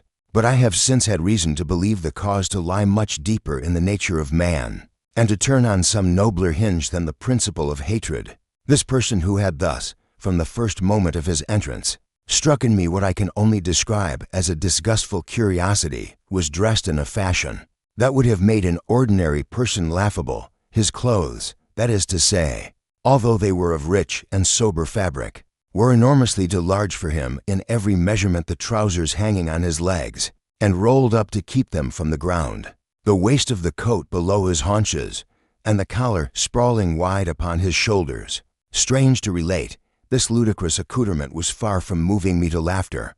Rather, as there was something abnormal and misbegotten in the very essence of the creature, that now faced me, something seizing, surprising, and revolting. This fresh disparity seemed but to fit in with and to reinforce it, so that to my interest in the man's nature and character, there was added a curiosity as to his origin, his life, his fortune, and status in the world.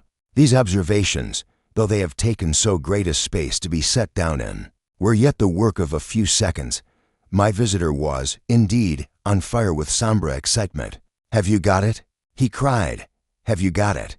And so lively was his impatience that he even laid his hand upon my arm and sought to shake me. I put him back, conscious at his touch of a certain icy pang along my blood. "Come, sir," said I. "You forget that I have not yet the pleasure of your acquaintance. Be seated, if you please." And I showed him an example, and sat down myself in my customary seat, and with as fair an imitation of my ordinary manner to a patient as the lateness of the hour, the nature of my preoccupations, and the horror I had of my visitor, would suffer me to muster.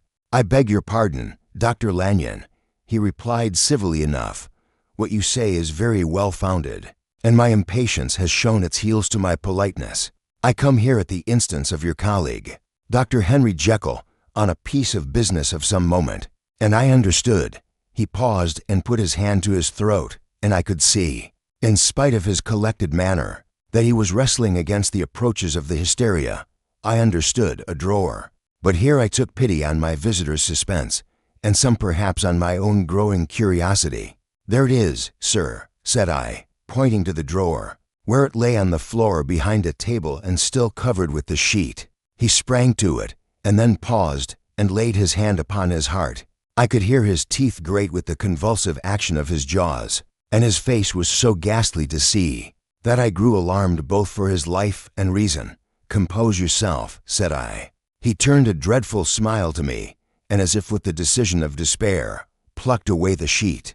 At sight of the contents, he uttered one loud sob of such immense relief that I sat petrified. And the next moment, in a voice that was already fairly well under control, "Have you a graduated glass?" he asked.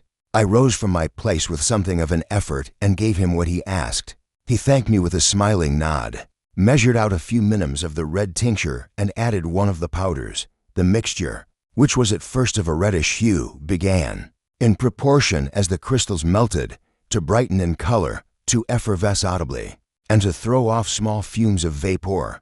Suddenly, and at the same moment, the ebullition ceased, and the compound changed to a dark purple, which faded again more slowly to a watery green. My visitor, who had watched these metamorphoses with a keen eye, smiled, set down the glass upon the table, and then turned and looked upon me with an air of scrutiny. "And now," said he, "to settle what remains, will you be wise? Will you be guided? Will you suffer me to take this glass in my hand and to go forth from your house, without further parley, or has the greed of curiosity too much command of you? Think before you answer, for it shall be done as you decide. As you decide, you shall be left as you were before, and neither richer nor wiser, unless the sense of service rendered to a man in mortal distress may be counted as a kind of riches of the soul, or, if you shall so prefer to choose, a new province of knowledge and new avenues to fame and power shall be laid open to you here, in this room, upon the instant, and your sight shall be blasted by a prodigy to stagger the unbelief of Satan." "Sir," said I, affecting a coolness that I was far from truly possessing, "you speak enigmas, and you will perhaps not wonder that I hear you with no very strong impression of belief. But I have gone too far in the way of inexplicable services to pause before I see the end." "It is well," replied my visitor, "Lanyon. You remember your vows.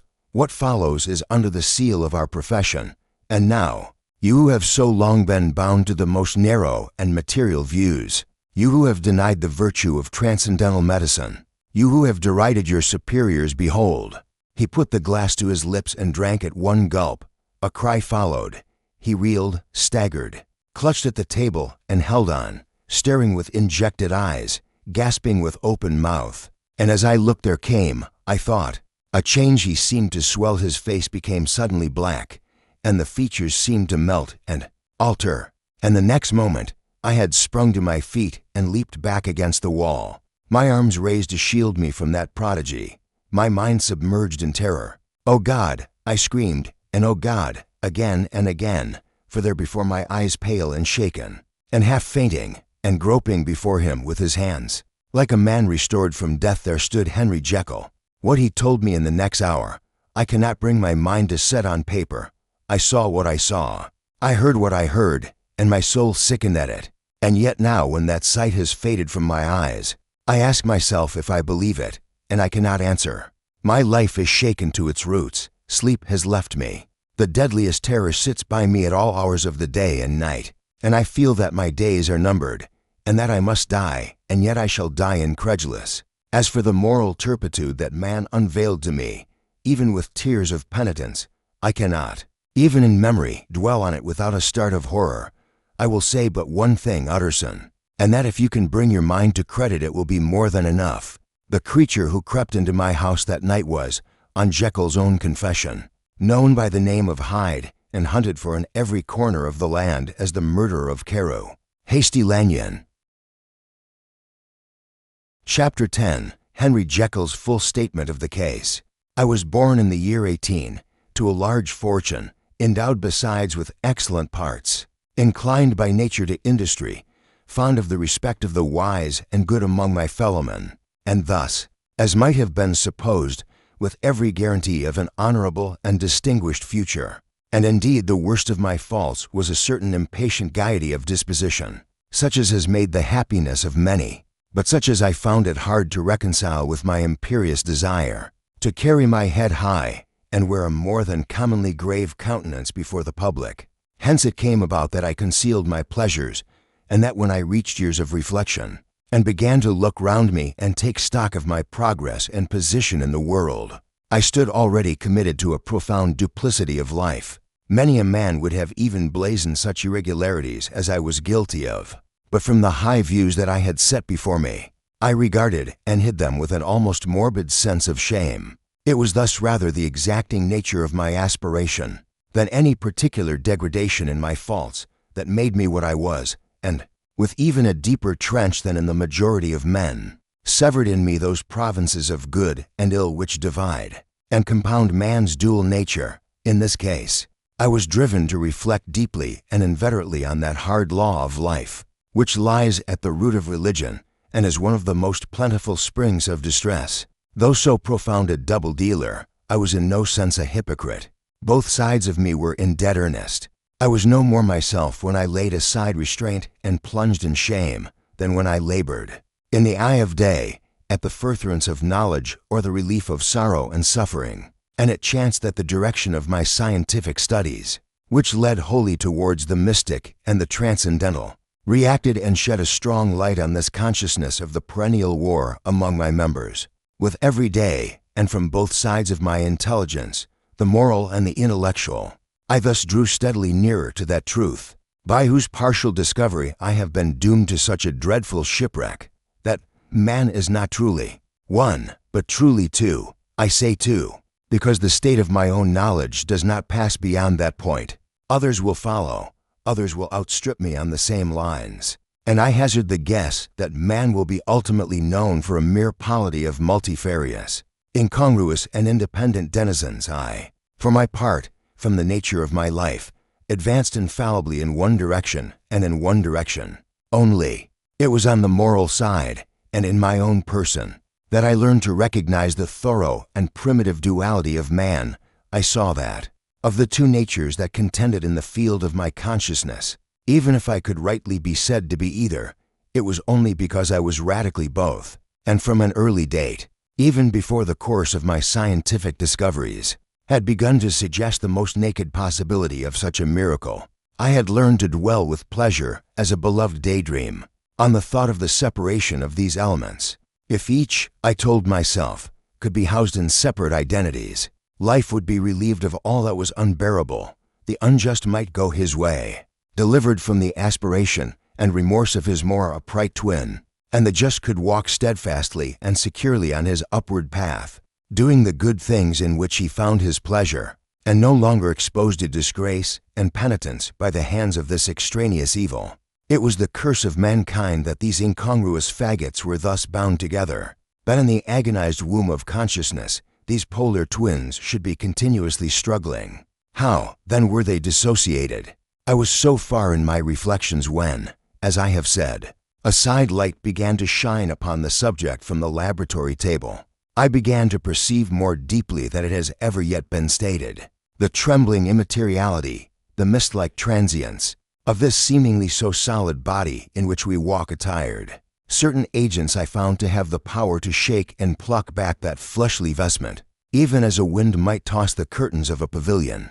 For to good reasons, I will not enter deeply into this scientific branch of my confession. First, because I have been made to learn that the doom and burthen of our life is bound forever on man's shoulders, and when the attempt is made to cast it off, it but returns upon us with more unfamiliar and more awful pressure. Second, because, as my narrative will make, alas, too evident, my discoveries were incomplete.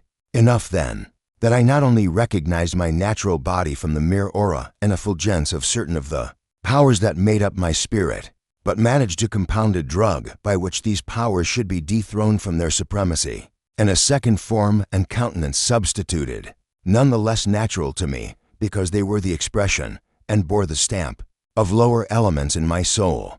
I hesitated long before I put this theory to the test of practice.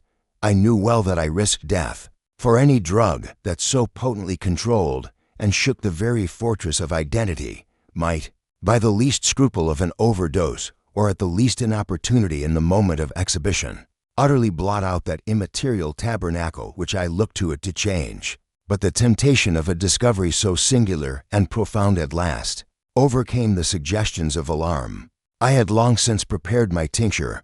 I purchased at once, from a firm of wholesale chemists, a large quantity of a particular salt which I knew, from my experiments, to be the last ingredient required, and late one accursed night, I compounded the elements, watched them boil and smoke together in the glass, and when the ebullition had subsided, with a strong glow of courage drank off the potion. The most racking pangs succeeded, a grinding in the bones, deadly nausea, and a horror of the spirit that cannot be exceeded at the hour of birth or death. Then these agonies began swiftly to subside, and I came to myself as if out of a great sickness. There was something strange in my sensations, something indescribably new and, from its very novelty, incredibly sweet. I felt younger, lighter, happier in body. Within I was conscious of a heady recklessness, a current of disordered sensual images running like a millrace in my fancy, a solution of the bonds of obligation, an unknown but not an innocent freedom of the soul. I knew myself, at the first breath of this new life, to be more wicked, tenfold more wicked, sold a slave to my original evil, and the thought, in that moment, braced and delighted me like wine.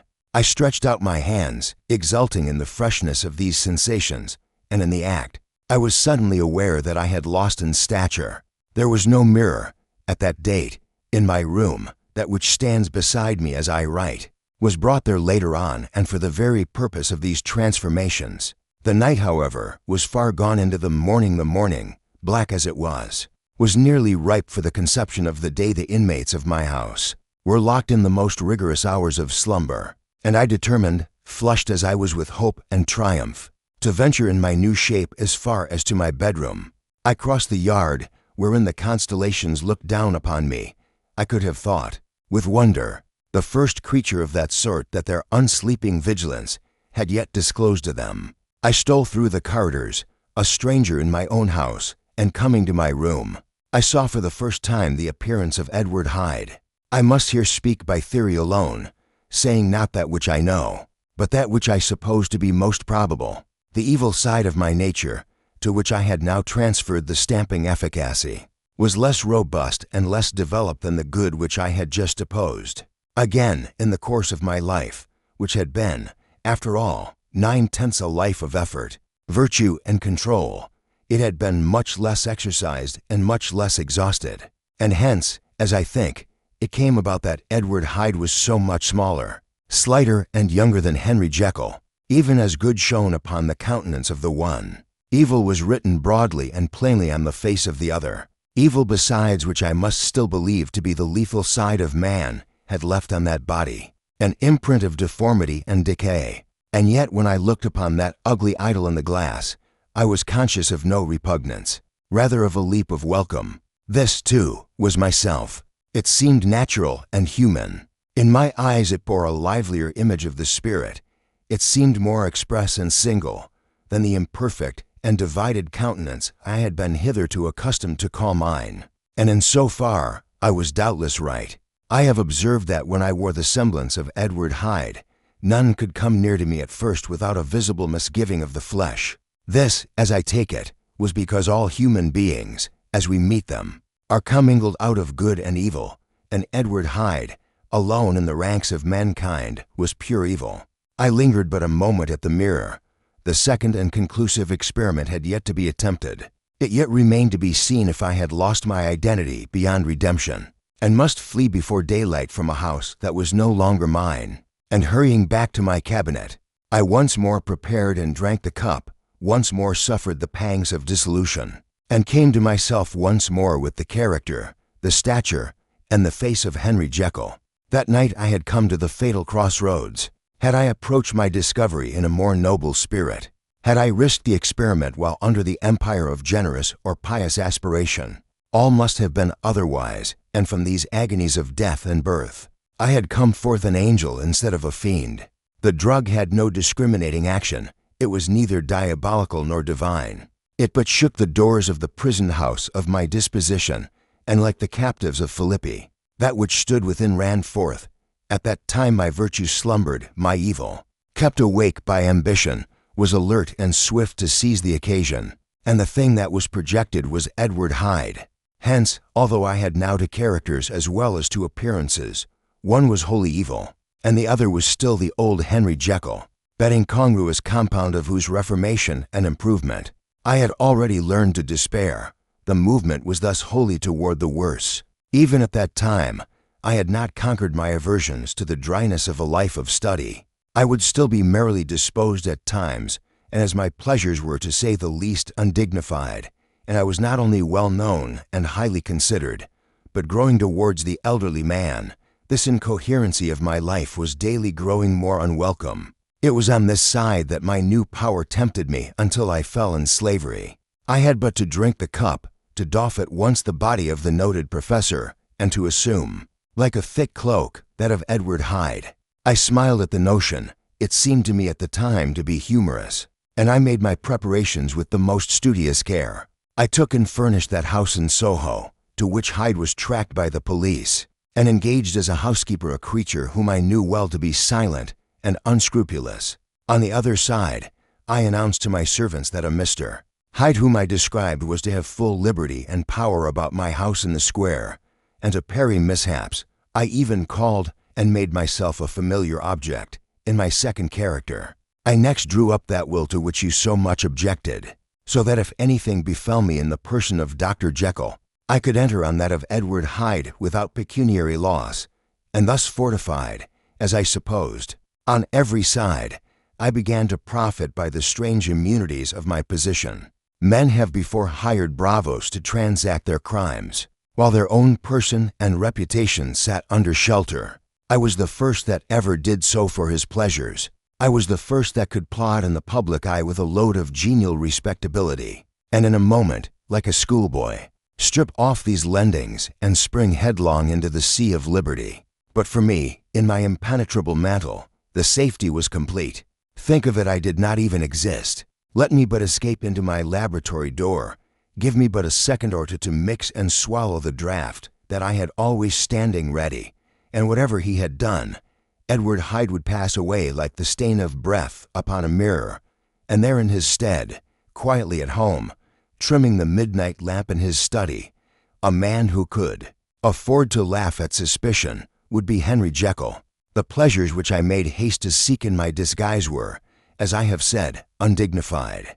I would scarce use a harder term, but in the hands of Edward Hyde, they soon began to turn toward the monstrous, when I would come back from these excursions, I was often plunged into a kind of wonder at my vicarious depravity. This familiar that I called out of my own soul and sent forth alone to do his good pleasure was a being inherently malign and villainous, his every act and thought centered on self, drinking pleasure with bestial avidity from any degree of torture to another, relentless like a man of stone. Henry Jekyll stood at times aghast before the acts of Edward Hyde, but the situation was apart from ordinary laws and insidiously relaxed the grasp of conscience. It was Hyde, after all, and Hyde alone, that was guilty. Jekyll was no worse. He woke again to his good qualities seemingly unimpaired. He would even make haste, where it was possible, to undo the evil done by Hyde, and thus his conscience slumbered. Into the details of the infamy at which I thus connived, for even now I can scarce grant that I committed it, I have no design of entering. I mean but to point out the warnings and the successive steps with which my chastisement approached. I met with one accident which, as it brought on no consequence, I shall no more than mention. An act of cruelty to a child aroused against me the anger of a passer-by, whom I recognized the other day in the person of your kinsman. The doctor and the child's family joined him. There were moments when I feared for my life, and at last, in order to pacify their too just resentment, Edward Hyde had to bring them to the door and pay them in a check drawn in the name of Henry Jekyll. But this danger was easily eliminated from the future by opening an account at another bank in the name of Edward Hyde himself, and when, by sloping my own hand backward, I had supplied my double with a signature, I thought I sat beyond the reach of fate. Some 2 months before the murder of Sir Danvers, I had been out for one of my adventures, had returned at a late hour, and woke the next day in bed with somewhat odd sensations. It was in vain I looked about me. In vain I saw the decent furniture and tall proportions of my room in the square. In vain that I recognized the pattern of the bed curtains and the design of the mahogany frame. Something still kept insisting that I was not where I was, that I had not wakened where I seemed to be, but in the little room in Soho where I was accustomed to sleep in the body of Edward Hyde. I smiled to myself, and in my psychological way, began lazily to inquire into the elements of this illusion, occasionally, even as I did so, dropping back into a comfortable morning doze. I was still so engaged when, in one of my more wakeful moments, my eyes fell upon my hand. Now the hand of Henry Jekyll, as you have often remarked, was professional in shape and size. It was large, firm, white, and comely. But the hand which I now saw, clearly enough, in the yellow light of a mid-London morning, lying half shut on the bedclothes, was lean, corded, knuckly, of a dusky pallor and thickly shaded with a swart growth of hair. It was the hand of Edward Hyde. I must have stared upon it for near half a minute, sunk as I was in the mere stupidity of wonder, before terror woke up in my breast as sudden and startling as the crash of cymbals, and bounding from my bed I rushed to the mirror. At the sight that met my eyes, my blood was changed into something exquisitely thin and icy. Yes, I had gone to bed Henry Jekyll. I had awakened Edward Hyde. How was this to be explained? I asked myself, and then, with another bound of terror, how was it to be remedied? It was well on in the morning. The servants were up. All my drugs were in the cabinet. A long journey down to pairs of stairs, through the back passage, across the open court, and through the anatomical theater, from where I was then standing horror-struck. It might indeed be possible to cover my face, but of what use was that, when I was unable to conceal the alteration in my stature? And then, with an overpowering sweetness of relief, it came back upon my mind that the servants were already used to the coming and going of my second self. I had soon dressed, as well as I was able, in clothes of my own size, had soon passed through the house, where Bradshaw stared and drew back at seeing Mr. Hyde at such an hour and in such a strange array, and 10 minutes later, Dr. Jekyll had returned to his own shape and was sitting down, with a darkened brow, to make a feint of breakfasting. Small indeed was my appetite.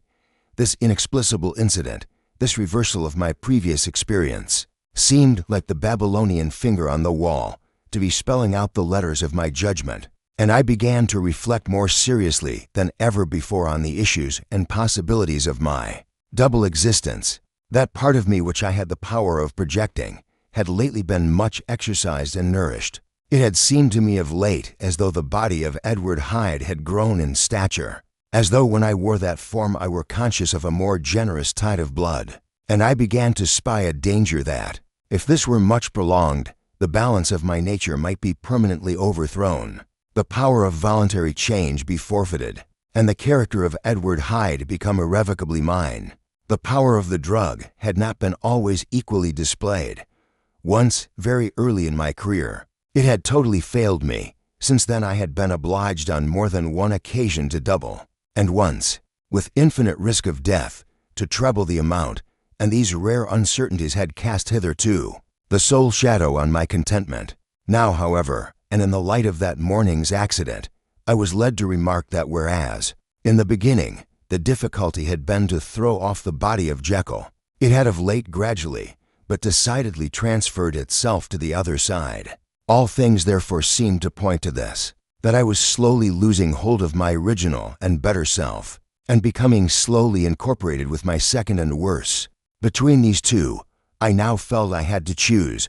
My two natures had memory in common, but all other faculties were most unequally shared between them. Jekyll, who was composite now with the most sensitive apprehensions, now with a greedy gusto, projected and shared in the pleasures and adventures of Hyde. But Hyde was indifferent to Jekyll, or but remembered him as the mountain bandit remembers the cavern, in which he conceals himself from pursuit. Jekyll had more than a father's interest, Hyde had more than a son's indifference. To cast in my lot with Jekyll was to die to those appetites which I had long secretly indulged and had of late begun to pamper. To cast it in with Hyde was to die to 1,000 interests and aspiration, and to become, at a blow and forever, despised and friendless.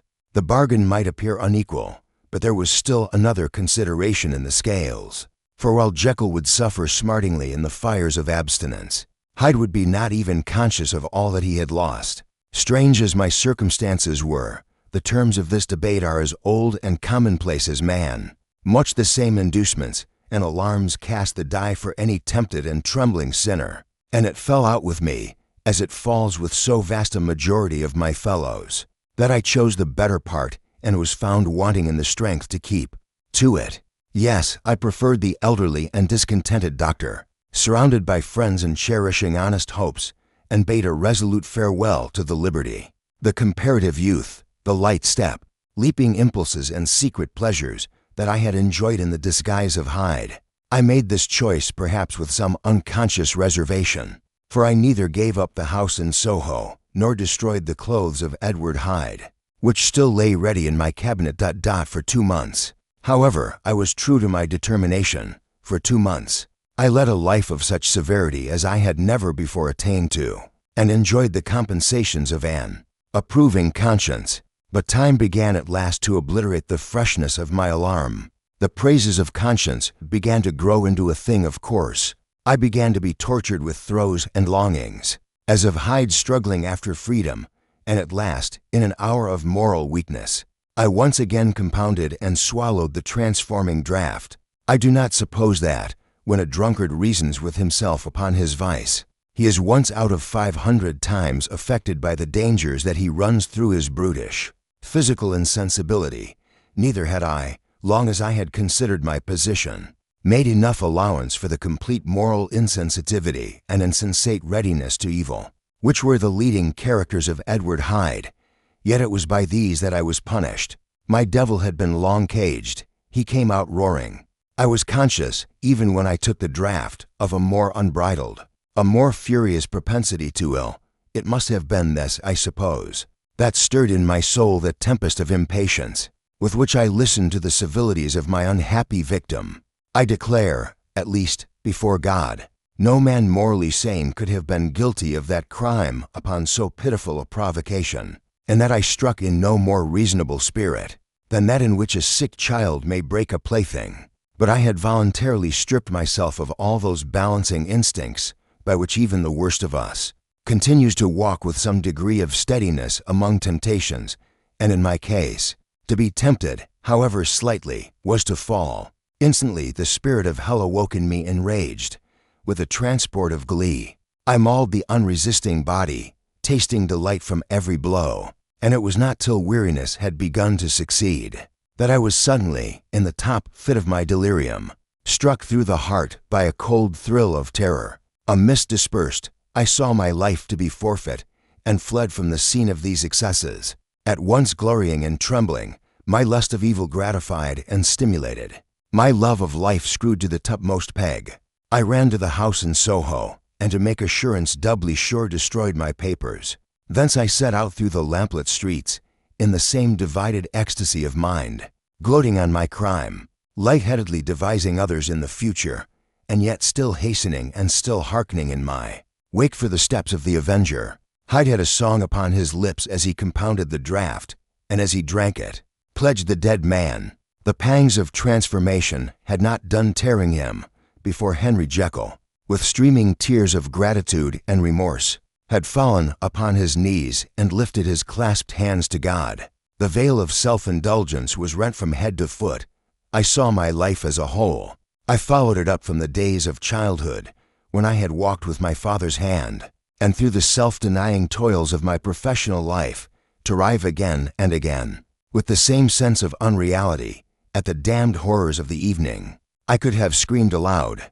I sought with tears and prayers to smother down the crowd of hideous images and sounds with which my memory swarmed against me, and still, between the petitions, the ugly face of my iniquity stared into my soul. As the acuteness of this remorse began to die away, it was succeeded by a sense of joy. The problem of my conduct was solved.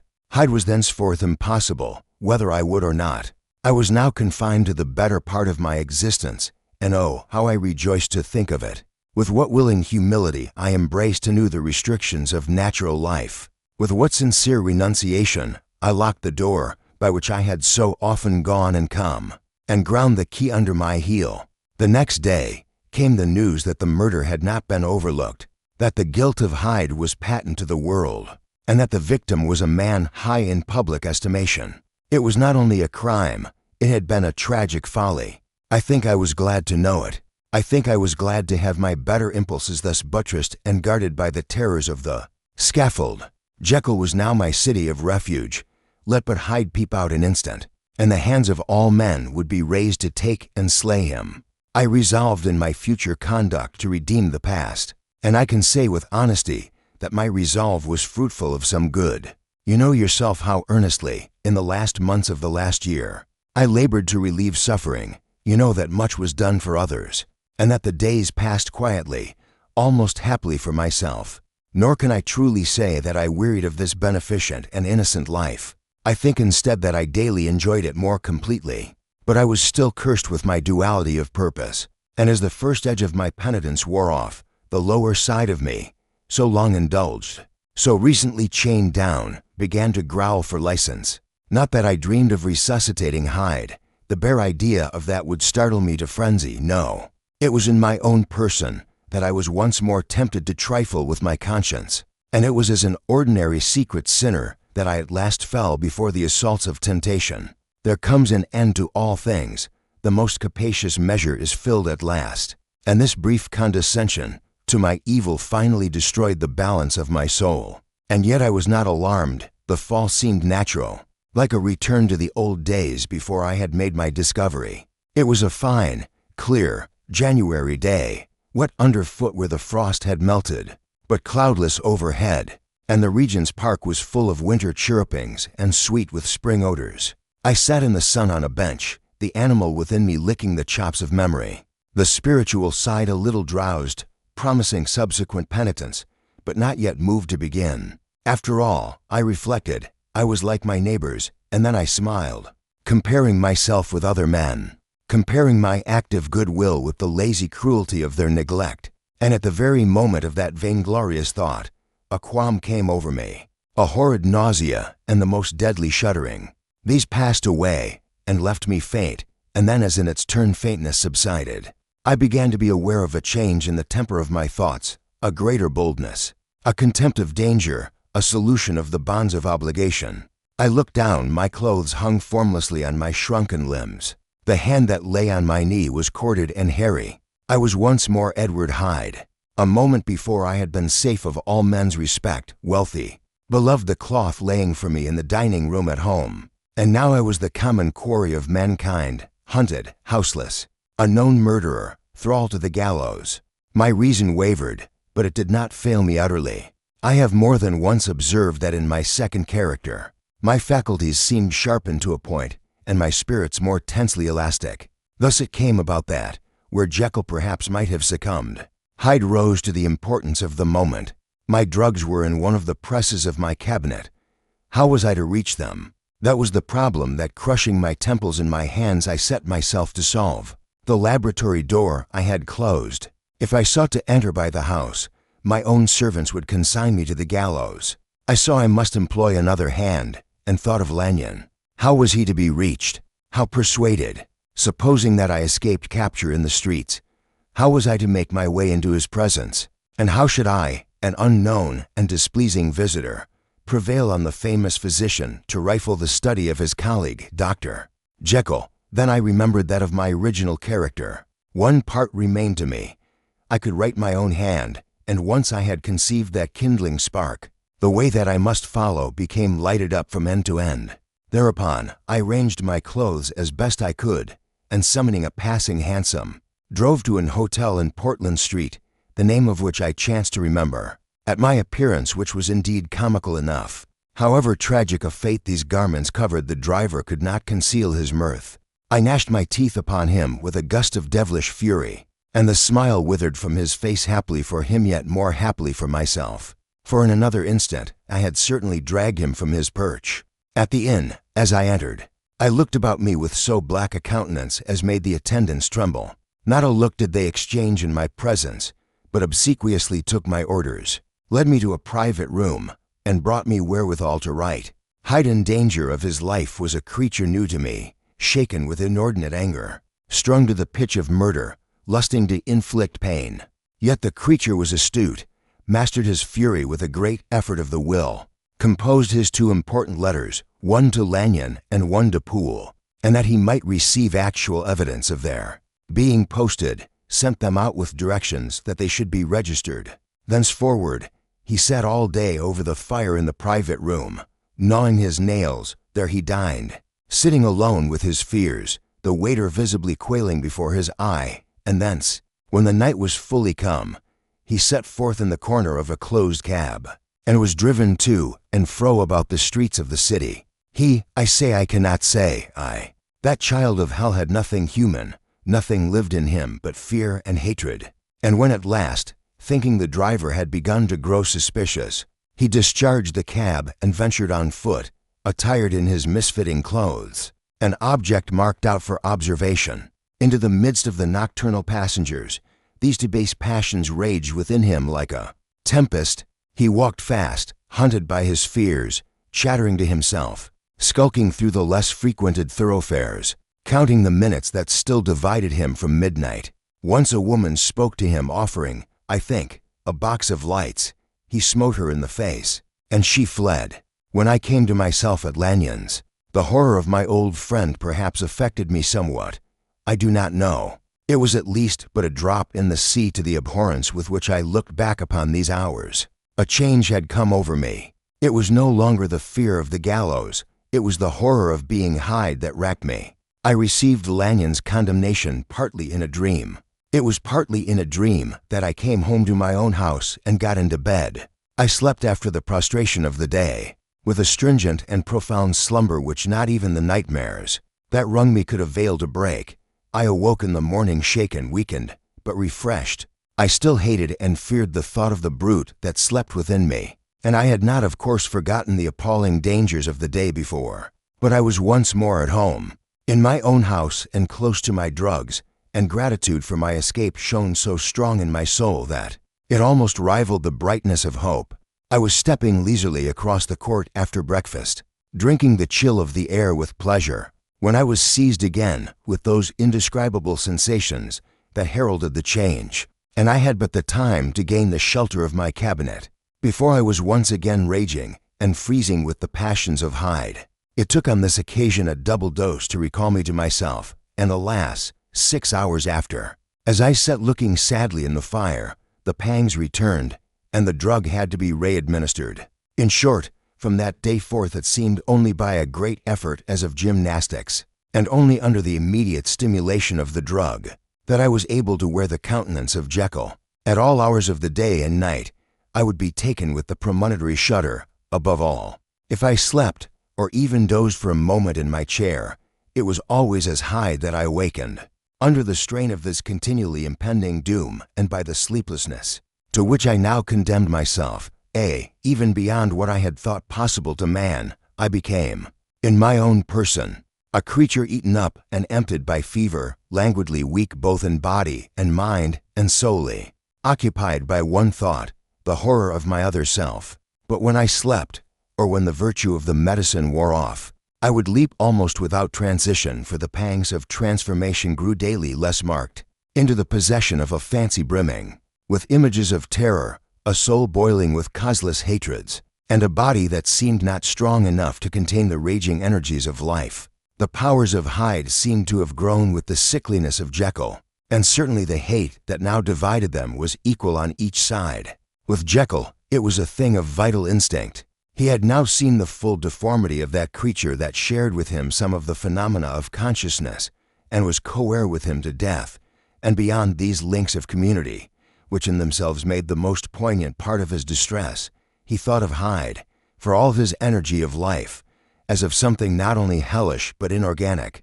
This was the shocking thing, that the slime of the pit seemed to utter cries and voices, that the amorphous dust gesticulated and sinned, that what was dead, and had no shape, should usurp the offices of life, and this again, that insurgent horror was knit to him closer than a wife, closer than an eye, lay caged in his flesh, where he heard it mutter and felt it struggle to be born, and at every hour of weakness, and in the confidence of slumber, prevailed against him, and deposed him out of life. The hatred of Hyde for Jekyll was of a different order. His terror of the gallows drove him continually to commit temporary suicide, and return to his subordinate station of a part, instead of a person. But he loathed the necessity, he loathed the despondency into which Jekyll was now fallen, and he resented the dislike with which he was himself regarded. Hence the ape-like tricks that he would play me, scrawling in my own hand blasphemies on the pages of my books, burning the letters and destroying the portrait of my father, and indeed, had it not been for his fear of death, he would long ago have ruined himself in order to involve me in the ruin. But his love of life is wonderful. I go further, who sicken and freeze at the mere thought of him, when I recall the abjection and passion of this attachment, and when I know how he fears my power to cut him off by suicide, I find it in my heart to pity him. It is useless, and the time awfully fails me, to prolong this description. No one has ever suffered such torments. Let that suffice, and yet even to these habit brought not alleviation, but a certain callousness of soul, a certain acquiescence of despair, and my punishment might have gone on for years, but for the last calamity which has now fallen, and which has finally severed me from my own face and nature. My provision of the salt, which had never been renewed since the date of the first experiment, began to run low. I sent out for a fresh supply and mixed the draught. The ebullition followed, and the first change of color, not the second. I drank it, and it was without efficiency. You will learn from Poole how I have had London ransacked. It was in vain, and I am now persuaded that my first supply was impure, and that it was that unknown impurity which lent efficacy to the draught. About a week has passed, and I am now finishing this statement under the influence of the last of the old powders. This, then, is the last time, short of a miracle, that Henry Jekyll can think his own thoughts or see his own face now how sadly altered in the glass. Nor must I delay too long to bring my writing to an end, for if my narrative has hitherto escaped destruction, it has been by a combination of great prudence and great good luck. Should the throes of change take me in the act of writing it, Hyde will tear it in pieces. But if some time shall have elapsed after I have laid it by, his wonderful selfishness and circumscription to the moment will probably save it once again from the action of his ape-like spite. And indeed the doom that is closing on us both has already changed and crushed him. Half an hour from now, when I shall again and forever re-undo that hated personality, I know how I shall sit shuddering and weeping in my chair, or continue, with the most strained and fear-struck ecstasy of listening, to pace up and down this room, my last earthly refuge, and give ear to every sound of menace? Will Hyde die upon the scaffold, or will he find courage to release himself at the last moment? God knows I am careless. This is my true hour of death, and what is to follow concerns another than myself. Here then, as I lay down the pen and proceed to seal up my confession, I bring the life of that unhappy Henry Jekyll to an end. Thank you for listening all the way to the end. The story is a classic masterpiece by Robert Louis Stevenson. Can good and evil truly be separated? The tale of Jekyll and Hyde quietly poses that question to us. Which face did you find yourself sympathizing with? If you enjoyed this reading, a like and subscription would mean a lot. See you at the next reading.